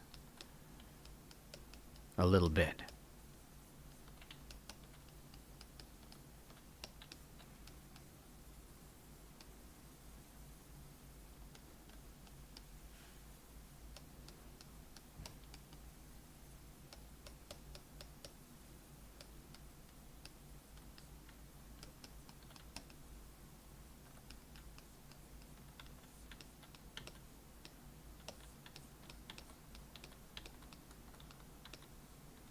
Okay, those lips are too low, I think.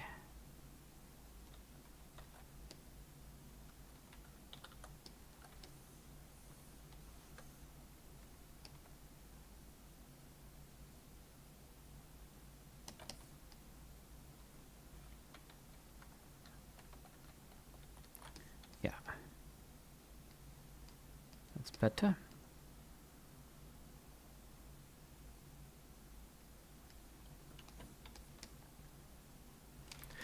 And let's export and see what kind of trouble we're in.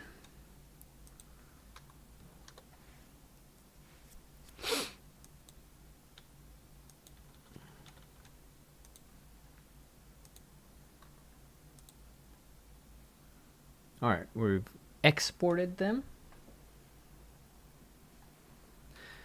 Let's look at this. We've only got one side as the ear, so we'll stay focused over there. She's got one good side, basically. And so now my attention's being drawn to, of course, the obvious texturing. The ear needs to be pulled off. It's become kind of this flat Egyptian surface. I now need to bridge the side plane of the nose and the front plane of the face. I need to add a little bit more detail in the eyes, including maybe even a little bit of an eyelid in there. We now need the fat pads of the lower two fat pads. I need to be more specific about the fat pads of the lips here. The alar cartilage hasn't even been traced, barely touched it, right? These are all the next level items for me. But at the end of the day, this is process. And this is perfectly legit for this stage in the process. It's a sketch. And I got no problem, with the form the way it is. It's just there's next level things for me to do. So, what'd you learn? What'd you find valuable about today or the last 5 days? When you see the replay of this, please tell me what that is, because the comments over here, I lose them. But when you watch the replay, let me know what you found most valuable out of these 5 days. I would really, really, really love to know. All right. Let me just check in with the comments, and I'm going to leave you on the screen as a reminder that I think we have like 8 hours left in enrollment for this course.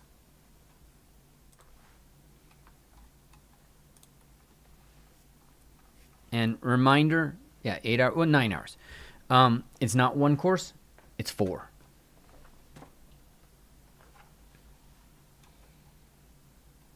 All right, Miguel, of course.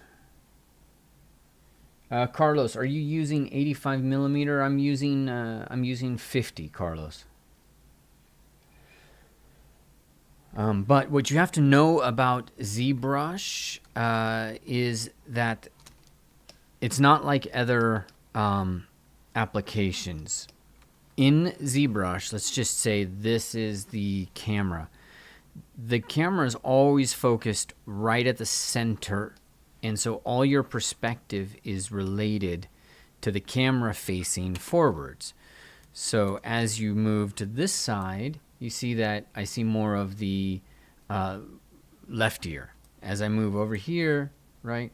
And so this becomes a real problem, because when you look at reference photos, you don't know if the camera was like this and they cropped it, or if they were looking at the person and it was like that. Like, these are, potentially different images that can kind of show up.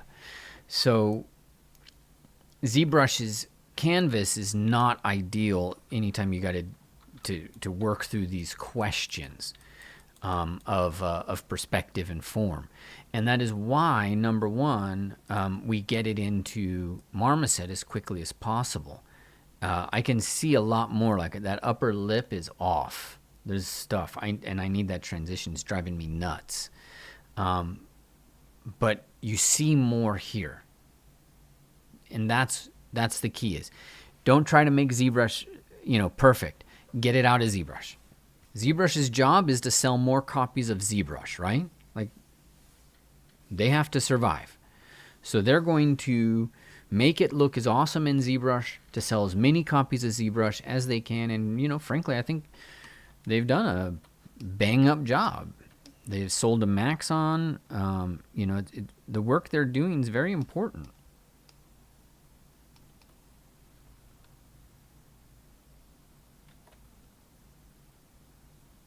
I'm going to change that nose.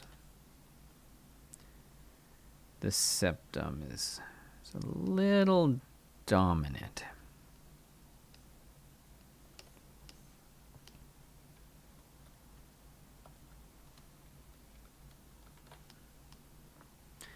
Let's see if that works. All right. Tell me what you learned about this, guys. Have an amazing day. Celebrating Father's Day. Yeah, that's a little bit better. Still, this whole part of the nose isn't quite sorted for me. But I look forward to seeing you all in the class. And Have an amazing day.